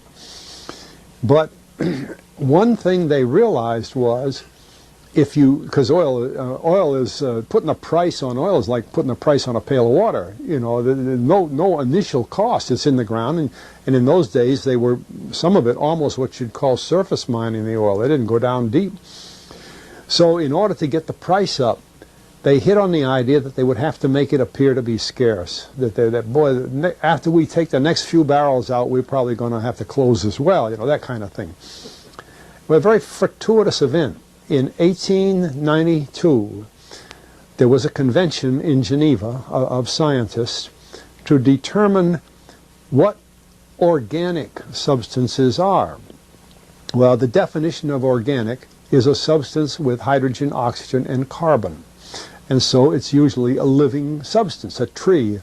You analyze a dead tree, hydrogen, carbon, and oxygen, and grass, and so on, living things. Animals, we are hydrogen, oxygen, and carbon. So at this Geneva Convention, Rockefeller took advantage of sending some scientists over who said oil, petroleum, is hydrogen, oxygen, and carbon. Therefore, it must be derived from the spoiling, the rotting of formerly living matter. And playing the game properly, when this scientific convention was over, they defined oil as the residue from formerly living matter. Well, that makes it a fossil fuel. I don't know why they decided to use the word fossil, but it says formerly living matter, it's fossil. Well, of course, today, and another thing we should know is that there has never been a fossil, a real fossil, found below 16,000 feet. And you can't argue at 16,000 there's a level line, because someplace the ground sinks and so on. But 16 is what the scientists say, 16,000. We mine oil, or we drill for oil, at 30,000, 33,000, 28,000 every day of the week. So right there we rule it out that it isn't fossil fuel. It's called fossil fuel for the minds of the public to feel that it is an asset that is running out, being depleted. We talk about depletion allowance, which is a lot of, you know, and actually if you know the world's oil supply, you know that it is not going to run out for an awfully long time. It is the second most prevalent liquid on Earth. And we haven't begun to dig. Well, with all that background, you see, the people in charge of the petroleum business, for perfectly reasonable business things, like any other man in the business, wants to keep his price as high as he can get away with. And the way to do is just say, well, there's no more. The last barrel is going to cost $1,000, and then it's all done. And they preach that stuff. What bothers me is that in geology books, it's in there. The geologists say it's a fossil fuel. They've been bought. I mean, I went to a 4-year federal staff energy seminar run by the government of the United States during the so-called energy crisis. I was the participant that represented the railroad industry. The airline industry was there. Every AA, administrative assistant of senators and congressmen, was there. The CIA was there, the Defense Department was there, the State Department was there. Sometimes sitting right in front of me in the row would be Henry Kissinger with his friend, the head of Department of Defense. That's too bad, I can't put the names with them. But anyway, people like that, top men in the government, sitting there listening to the Federal Staff Energy Seminar. Well, what this was doing is, for 4 years, they were teaching a propaganda line to the leading people in this country, and therefore to the leading people in the world, when you include the Schlesingers, Kissinger and Schlesinger, among others. And the object of it was, as Kissinger used in his own terms when it was time for him to speak, to create a world price for oil. In other words, not 30 cents a gallon here and 90 cents a gallon there, but let's get a world price. That's their goal, and they're trying to do that for wheat and everything else. We don't realize what what the controls are, whether it's oil or some of these other things. Almost everything today is being categorized at the highest price they can possibly make it go. And so calling petroleum a fossil fuel is the basis for this system with respect to petroleum. And I don't know if the name Arthur Kantrowitz rings any bell. Arthur Kantrowitz is the head of the Kantrowitz Labs set up by the Avco company near Boston, scientific laboratories. And a great man in the scientific world. And Kantrowitz and I were sitting at a table at this seminar once, and the table happened to be all young college grad, PhD geologists. And so just to get a conversation started, I turned to Kantrowitz and I said, Arthur, what do you think about this foolishness of these speakers talking about fossil fuel? And it was kind of put up. He started laughing. He said, you know, that gets me. He says, I don't have a geology degree, but he had 1,000 other degrees. And he said, I don't understand. He said, you'd think that these heads, these other fellows at the table, we did it on purpose, start listening, you know. And he asked, he said, are you gentlemen, he says, you're here at the meeting, are you gentlemen by any chance geologists? And one fellow, yes, I am. And the other, yeah. He said, well, why don't you tell me? He said, why is oil, you know, and he went on like that. We brought the house down because nobody could argue with Kantrowitz. He like Einstein. People aren't going to, and he told him right there, he said, just drop it. But it's in all the books and in all the papers. But it started from that strange meeting in 1892, a scientific convention. I have a big, thick scientific encyclopedia put out by the Die Van Oosteren Company that's about, 15 years old now, but it has the whole story of the conference. It doesn't have the Rockefeller part, but it has the whole story of how they straightened out organic chemicals and how it was all figured, and they've got petroleum right in there. Amazing. Amazing. So these aren't accidental things, you see. There's a dollar sign behind almost everything.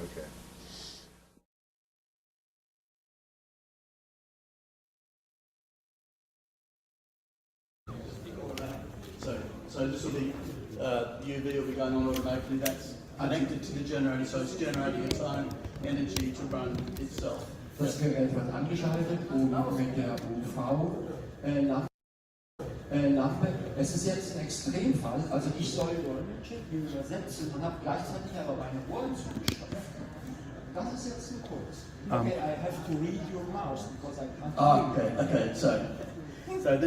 So we have here the top sphere, and there's another sphere at the bottom. So we have a North Pole and a South Pole. Wir haben diese beiden Sphären, wir nennen sie eine nördliche Sphäre und eine südliche Sphäre, also Kugeln. In the middle we have the equatorial zone.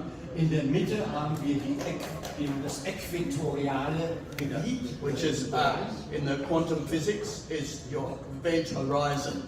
What it does. In der Quantenphysik ist das sozusagen dein, wie heißt der Horizont von einem schwarzen Loch? Nicht Erkenntnishorizont. Hey Leute, es gibt doch diesen Begriff. Ereignishorizont. Danke, Adolf. Okay.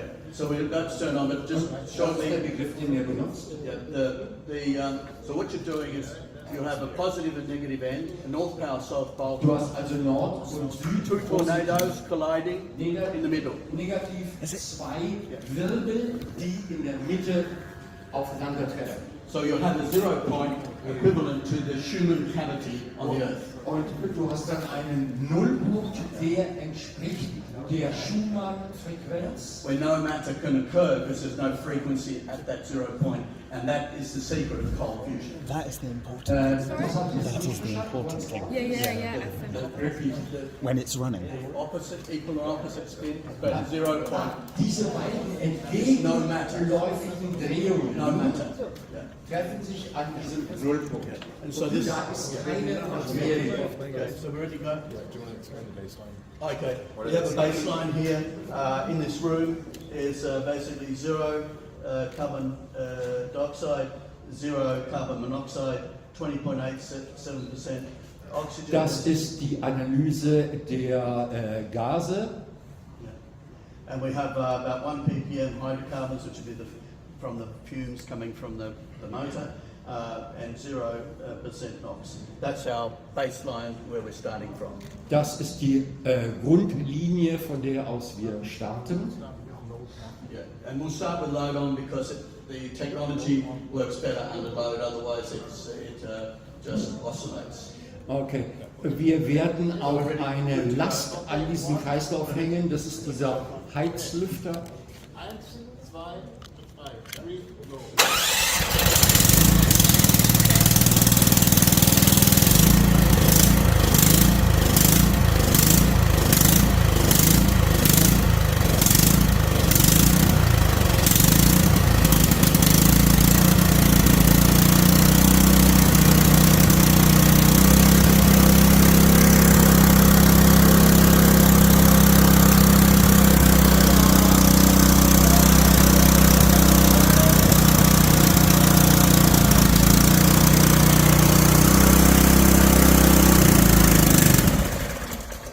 Way!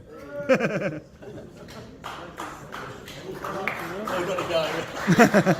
So go. I'll just have to go again there. What we're doing is balancing the vacuum. It swaps from you're operating on petrol, and then you have to swap it over as you close off the petrol. You increase the vacuum by closing off the choke. Normally closing off the choke would mean that you have the motor will stop. So, but trying to get a balance between the choke, which creates more vacuum, so that the creation of more bubbles and plasma with more vacuum coming through the bubbler, as opposed to the balance is having enough petrol within carbon to have the process running. We'll run it again, you can see that. You want to go again? Yeah. Okay. Let's start a little bit. Okay. 1, 2, 3.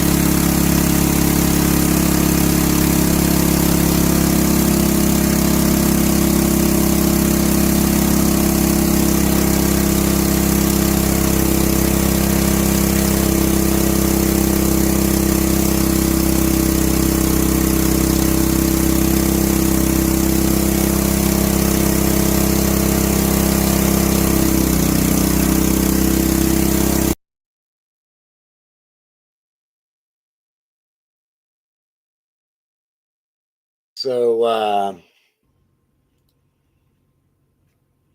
basically what they've got going on there is there's 2 separate fuel tanks on that, and they're using the vacuum and the vibration to cause the fuel coming out of those tanks to vaporize. On one side of it, the output off of one tank, the vapor is being charged with a positive charge. The fuel coming out of the other tank that's being vaporized is being charged with a negative charge. And then they're spun through a toroidal chamber of sorts, a spiral chamber, so that when the positive and negative charged fuel strikes each other, comes in contact, the discharge causes a plasma state of the fuel and causes it to burn incredibly more efficiently. And this is stuff that people are doing in their garages.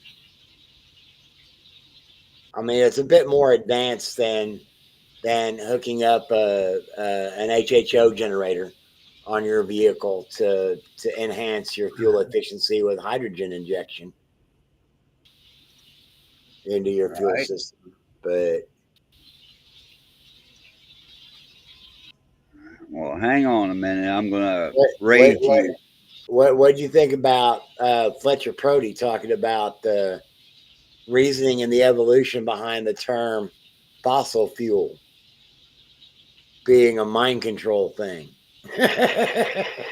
Yeah, obviously. Well, if we tell them it's for fossil, Is the term global warming. right. It's like I stated earlier this evening, there's written record and archaeological record that shows that solar cycles definitely have, solar flare cycles definitely have an effect on Earth's atmosphere and its overall temperature. I mean, when the sun's kicking, when the sun's kicking out one of those solar, right? Well, a solar mass ejection is essentially a radiation bomb. Yeah. Well, here's one for you guys. All right, what you got? This is an oldie but a goodie.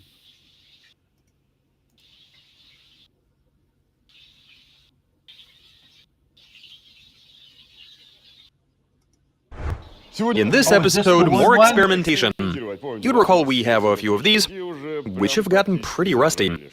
This is what you'd call a search magnet, which has quite a lot of pulling power. You might recall how we set up a magnetic suspension, and done a bunch of other stuff that I can't even remember. And it so happened that I stumbled upon a certain video once again. Here it is. Depicting a sort of magnet-based perpetual engine. The magnets we have, that aspect is covered, and we have a couple pipes. One will serve as an improvised cylinder, and the other one is going to act as a piston. Both of them are going to contain magnets. One magnet is going to push itself away from the other one. You're running a flywheel, and the inertia magnetic fields and whatever should get the engine spinning. It that video, didn't it? So let's put together a supersized version of that motor and see whether it works or not. And if things go very well, we'll of course fit it to a car and try driving around in it. See if it's able to roll. If we can actually get this engine to work. Okay, well, let's make us an almost perpetual motor. So if you haven't been in our merch shop for a while, we have added a bunch of cool new stuff. Such as these hand wallets and holders made out of genuine leather. It's a must-have for any dude.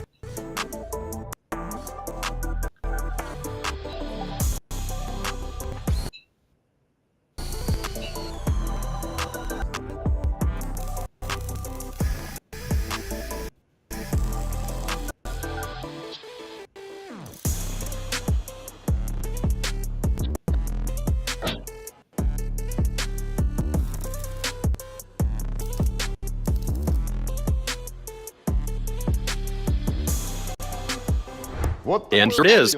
Check out this lovely assembly. We've got something resembling a cylinder, inside we have a magnet, and we've cut a piece out to get a view of the piston. That, of course, also contains a magnet, and they're placed in such a way so that they push away from each other. Over here we have a couple of makeshift connecting rods. So we have those.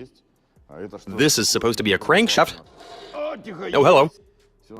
Everything is good, and this is a rope to quickly fire it up. This requires a good initial spin. All of it is mounted on a wooden frame, and these are made of plastic.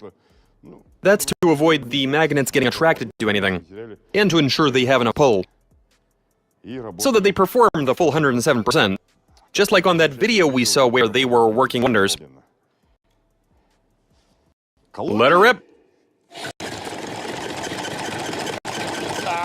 Hold it tight.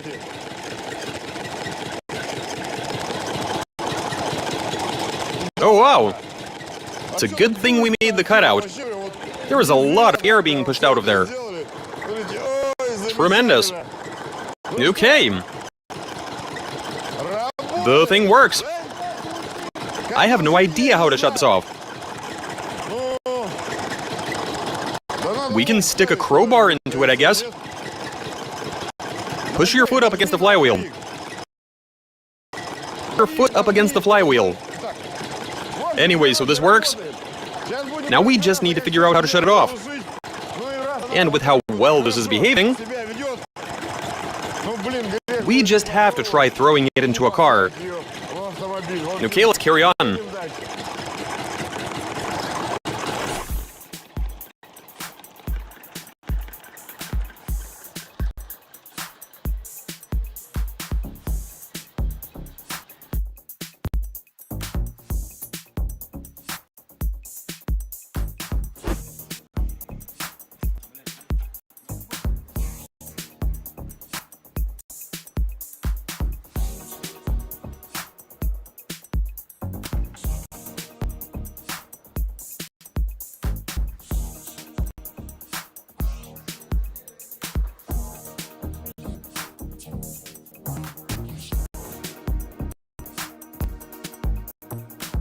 And check out what we got here. We are looking very good. This magnetic engine of ours, of the almost perpetual type, almost because magnets lose their pull, things get worn out, and so on and so forth. Anyway, it's in the engine bay, and there is a ton of room to spare. Now the only drawback here is that we need to push start it to get it going. So I suggest all of us, there's just the two of us. What do you mean two? Okay. We'll find more people. Right, so we throw it into gear. I guess first is the one we want. And we give the car a good push. And it should manage to take over from there. Okay, well... I don't have a working gas pedal in here. Just the gear shifter. Oh yeah, the clutch should also work. Seems to be doing something. Let's go! What, having a hard time? Okay, there we go. There we are. Now I release the clutch. There it goes.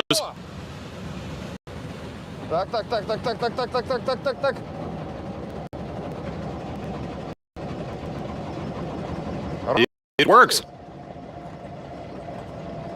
Will I be able to drive, though?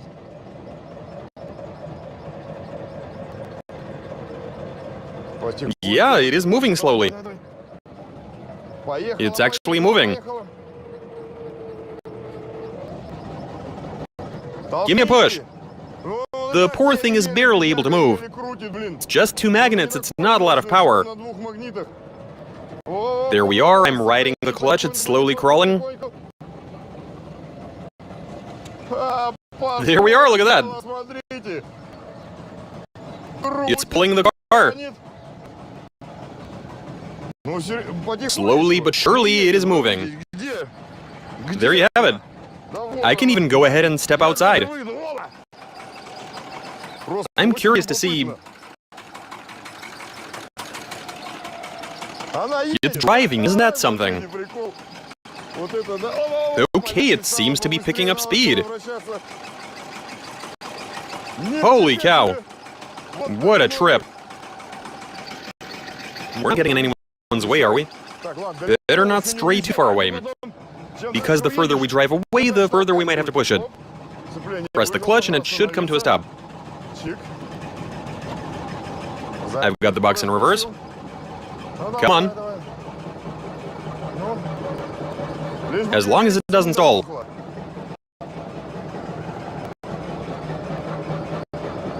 Come on now, come on.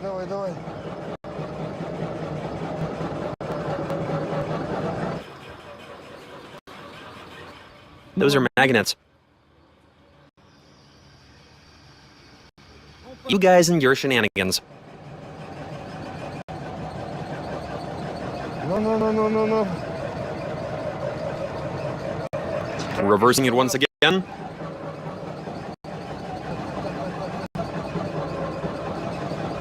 And now forward. I find myself looking for the gas pedal with my other foot. Don't know why. But then again, it is a habit that is programmed over many years. What's going on? People are coming outside, have a look? Look at that.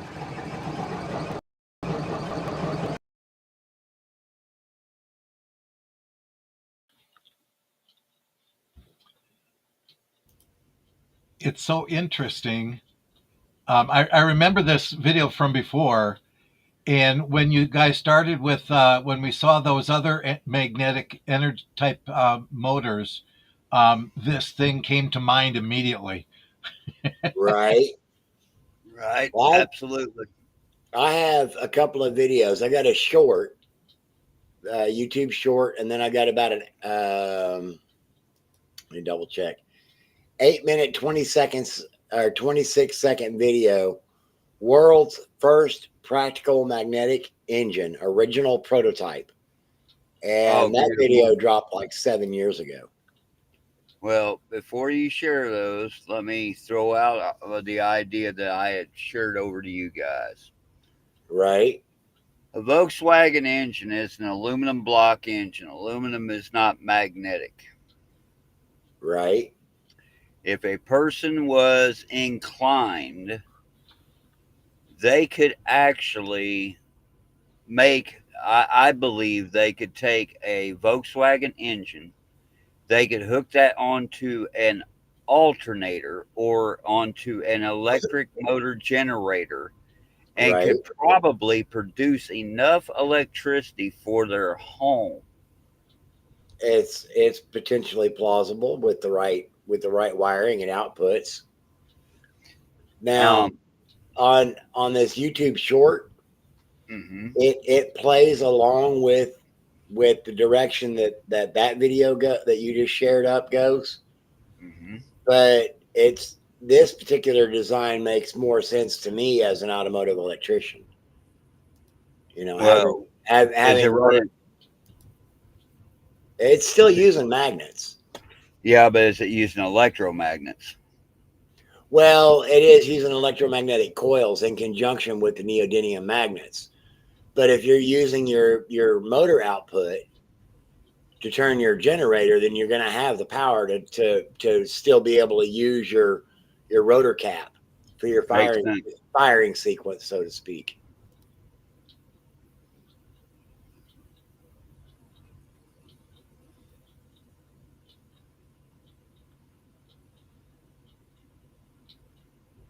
I guess there's no volume on this one.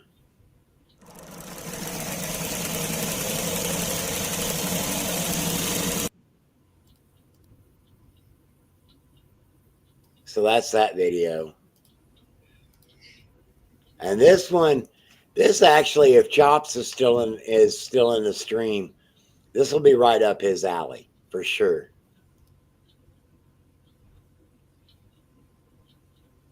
Timing is engaged. You can see the timing wheel moving the same as the crank does.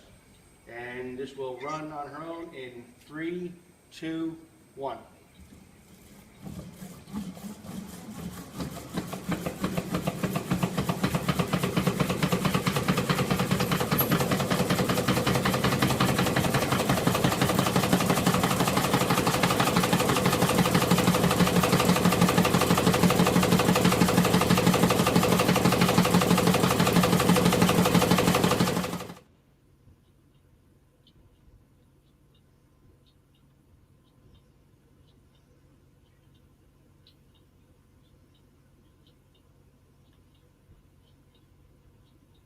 Right now we are set in electronic timing mode.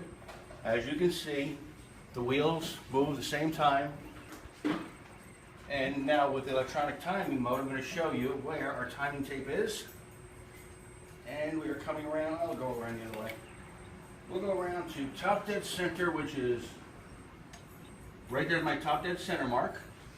And Marco, go ahead and show them the timing. I'm advanced to 30 degrees on the timing wheels. Timing tape there at 30. And on this side, timing tape at 30.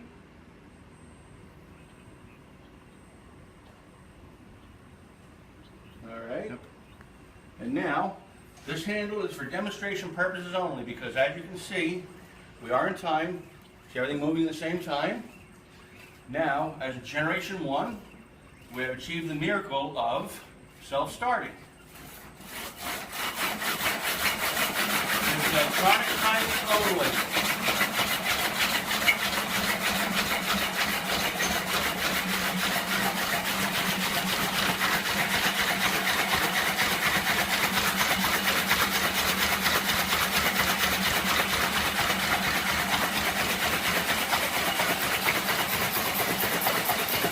As you see our encoder, our crank trigger, everything is all working perfectly.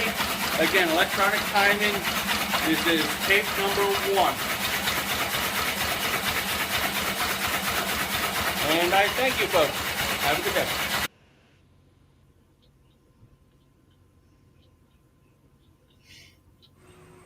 Here we are, demonstration. We are at 10 RPM. You can see the rotation on the point with the degree wheel. We have graduated pressure on. We are at average of 21 pounds on the scale. I'm going to lift up on the handle now. Scale is at 0. I'm going to place it back on there. And there's our pressure, 21, 19.5, 21, 20. Try to say averaging 20 pounds.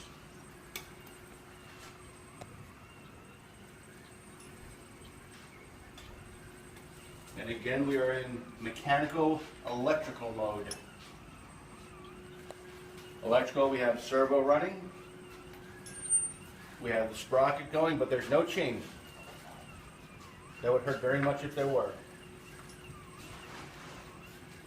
And again, this is 10 RPM, electronic and mechanical.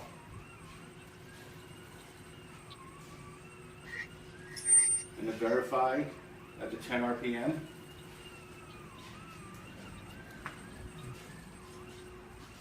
It's 10 RPM. And our average watts, I would say, is probably about 1.6. Going down to 90, 87, 2, 86, 2.2. So the average I'd say is 1.65 on the watts. And again, to show the engine running.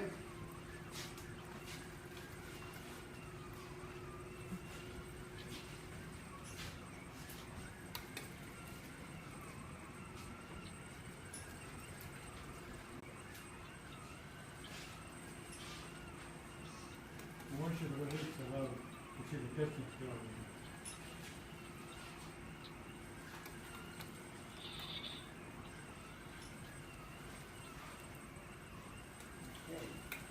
Taking off pressure.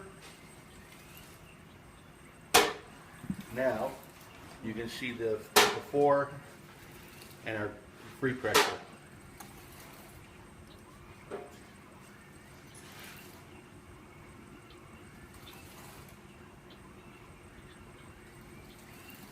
Again, this is with no load.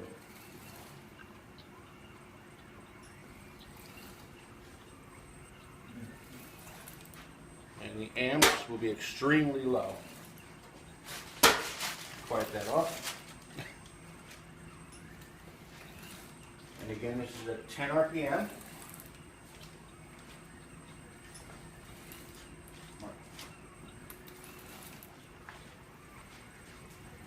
And the amps, as you can see,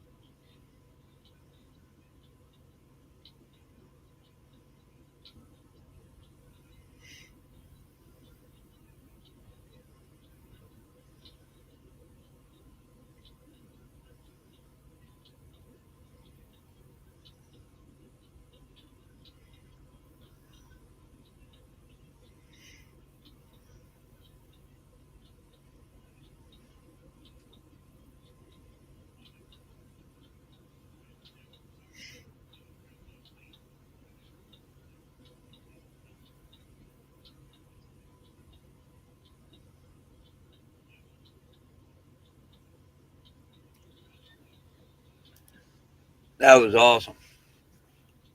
Self-starting electromechanical engine. Yeah. Didn't look like it was cheap to build, but it looks like it's doable.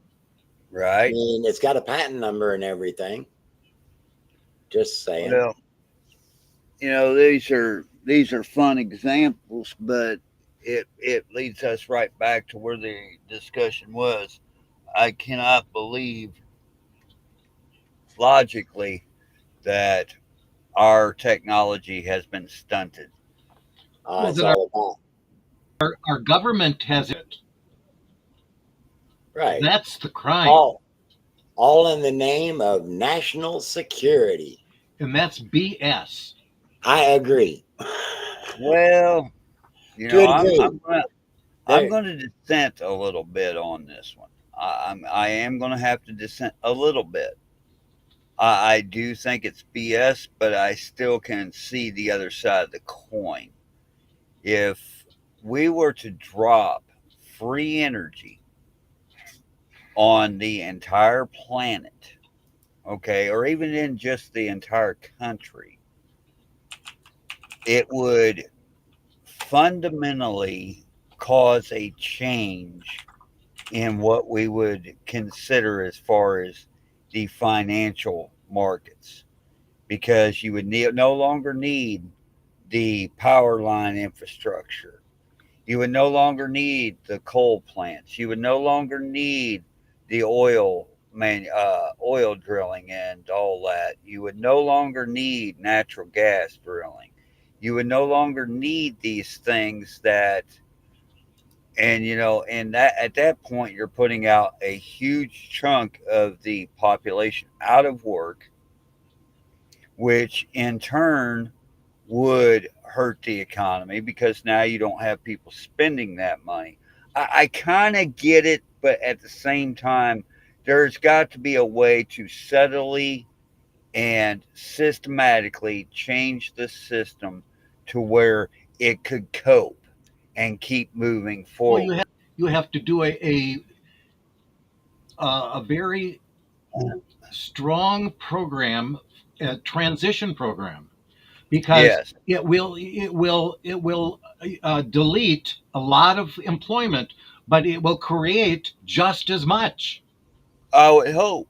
I would hope that you would be correct. I actually have evidence to case in point on that. If you want to share up this tab real quick. Sure. Give me just a second here. I've got to switch over to my heat. It's getting a little chilly. All right. There you go. Like Raytheon working on this 1 megawatt generator for the Air Force Research Lab. You know, the descendant of the Air Force Weapons Lab that I used to work for.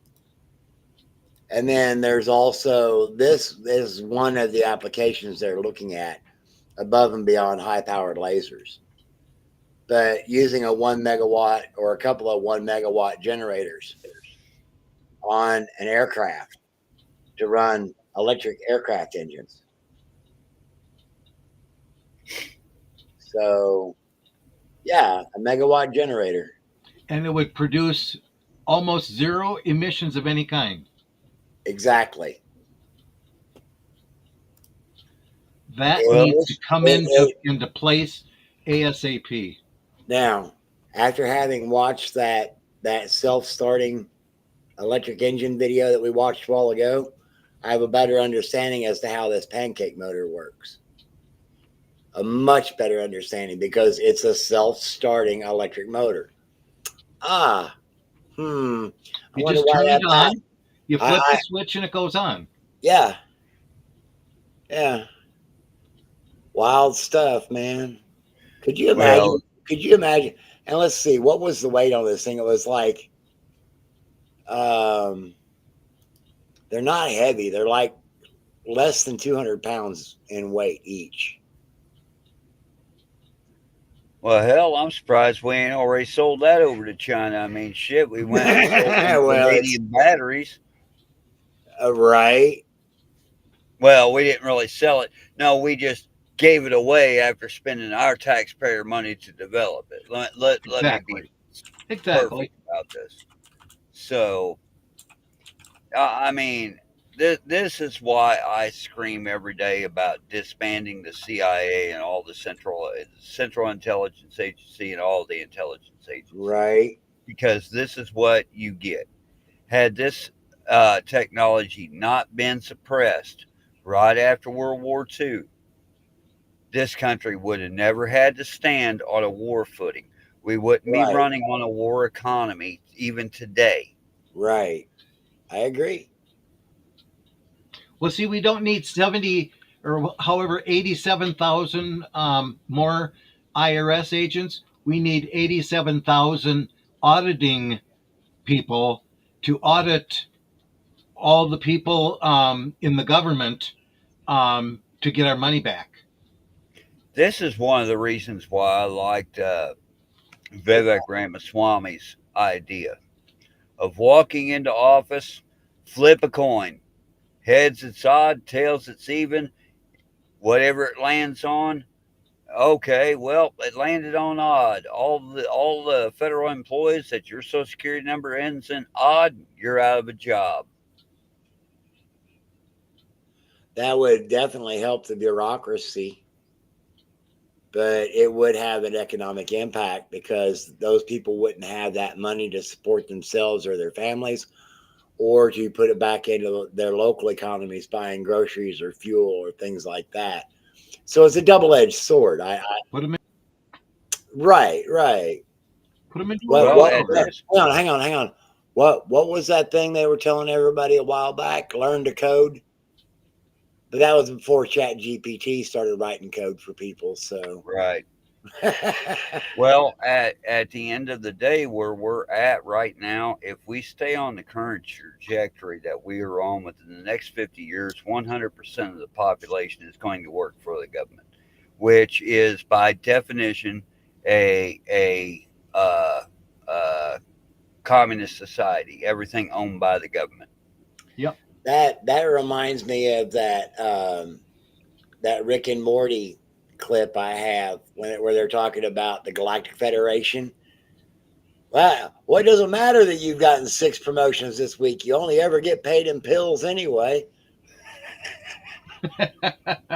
Right. Speaking of which, I'm glad that you brought that up. Next week on Conspiracy Friday, we will catch up on the Skinwalker Ranch episodes that we have missed. Right on. Which Cool. there will be 3 of them. Well, that sounds good. So, variety is the spice of life.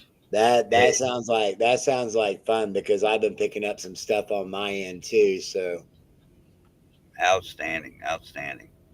Well, yeah, gentlemen, that's what makes you and I such a good team. we have similar interests, just different vantage points. right. Well, gentlemen, it is 12:31. What do you say we go ahead and shut this down for the evening? Sure. That works by me. All righty. Father Larry, you're going to be getting another contribution here. We had some more pills come in, so be looking for that.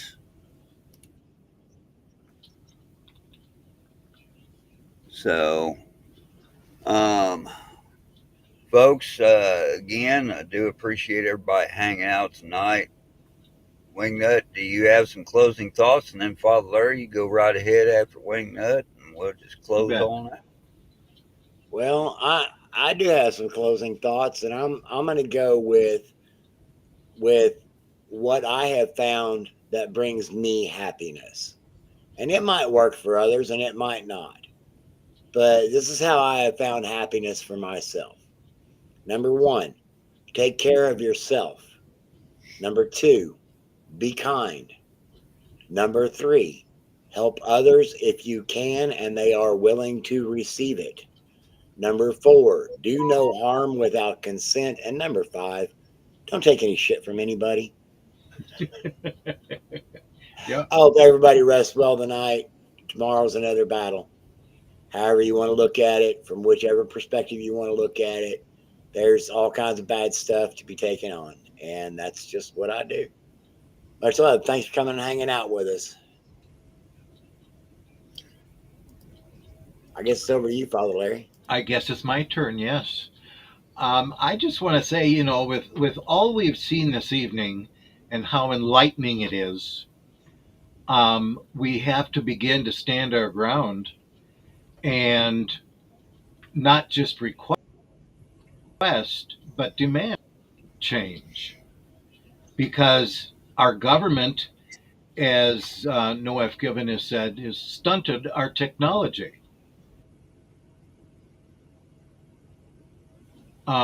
We have the technology at the whims and the will of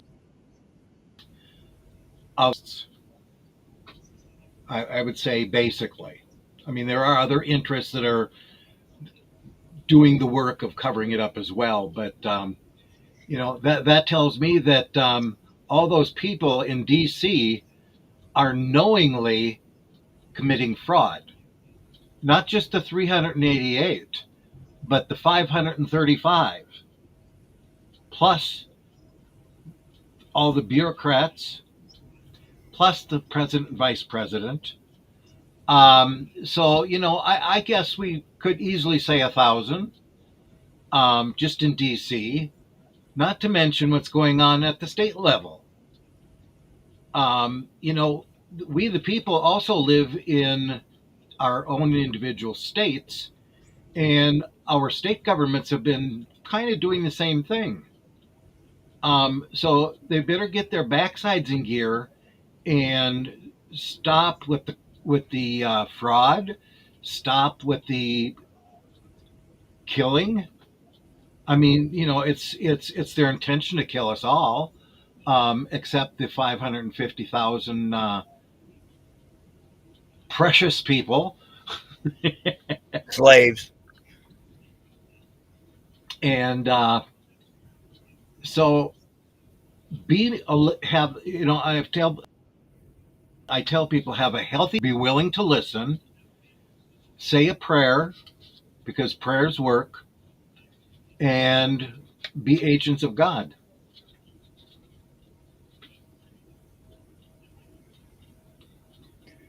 That's Very it for good. me. Be in the world, not of the world. Folks, God's got this. While we think we have a pretty good grasp on what life is, we don't have a clue. His thoughts are higher than our thoughts, and it's evidenced. It's as plain as the nose on your face. While this country is suffering, I do see some relief coming, but I don't think it's going to come quite quick enough. And I've kind of gotten to a point now where I'm just sitting back, letting it ride, and waiting to rebuild. There has not been another Democratic Republic to last as long as we have. And we're on borrowed time at this point, the way I see it. Not because of the setup of the Constitution, but because of the Federal Reserve Act, in my humble opinion, and the big Ponzi scheme that was set up around that. But we can save that for another time and another place. We could rant about that all night. Yes. Let's not get twisted up about different things. While we do have quarrels amongst ourselves, find common ground. Listen to other people's ideas and opinions. Even if you don't agree, at least have some respect for them. Sovereign thinking. Sovereign thinking is so important. Keep focused. Buy seed. Buy books. Stop learning. Start thinking. God bless all of you. We hope to see you next Friday. I don't even have a song to close out with, so I guess let me get something pulled up for us to close out on. Oh, any suggestions, Wingnut? I never asked you about music. How about I ask you tonight? Any suggestions for closing? Let me look real quick. You know, nothing impromptu or anything like that.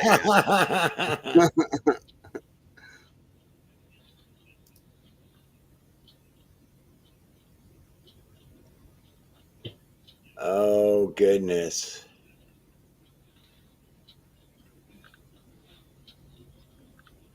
Peter Gunn? Peter Gunn? Yeah, I've got a Peter Gunn thing. I've actually got a goofy ass song that's kind of funny. Oh, go ahead. Go ahead with that. It's outrageous. Hang on. That's all right. Stop. Let me get this all lined up. All righty. Appreciate everybody stopping by tonight. I hope to catch everybody next Friday. Sometime it'll be 7 o'clock or 8 o'clock. Kind of keep an eye out. Like I said, we'll run Skinwalker Ranch. They catch you all up for the season. Wingnut said he's got some things to add in onto that. We can have a real fun discussion. Remember, folks, that's why we run this show, is just to get a break from all the stupidness out here. Everybody sees it. It's a nice. Amen to that. And I remind you again, this song is absurd for the absurdity of it. Okay. Perfect. Here we go, gentlemen. Have a good night, everybody. To my butt, I got my ball to my butt, yeah. Oh my God, what did I do? I can't take a dump, 'cause now my balls are blocking up my butt. Fool me once, shame on you. Fool me twice, shame on you. Good God, I pulled too hard, now my scrotum's stretched out like a fucking yard. Oh God, I do my balls to my butthole, baby. Oh my God,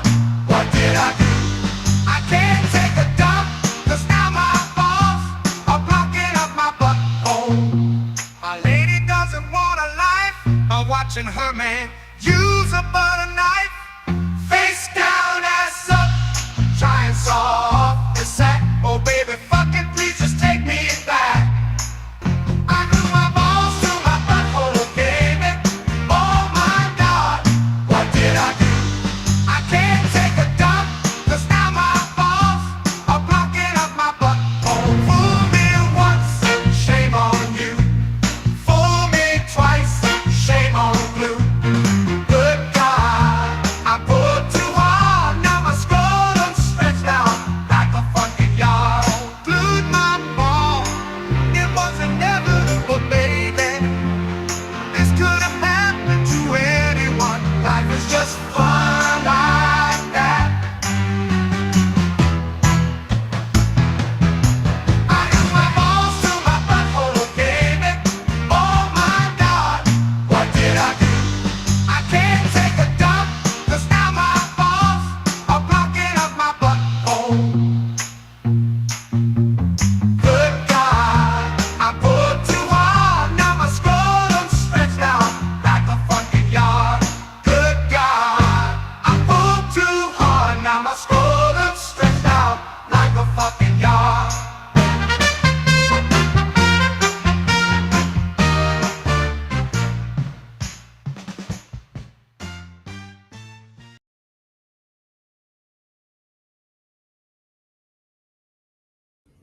All right, buddy, you're fired.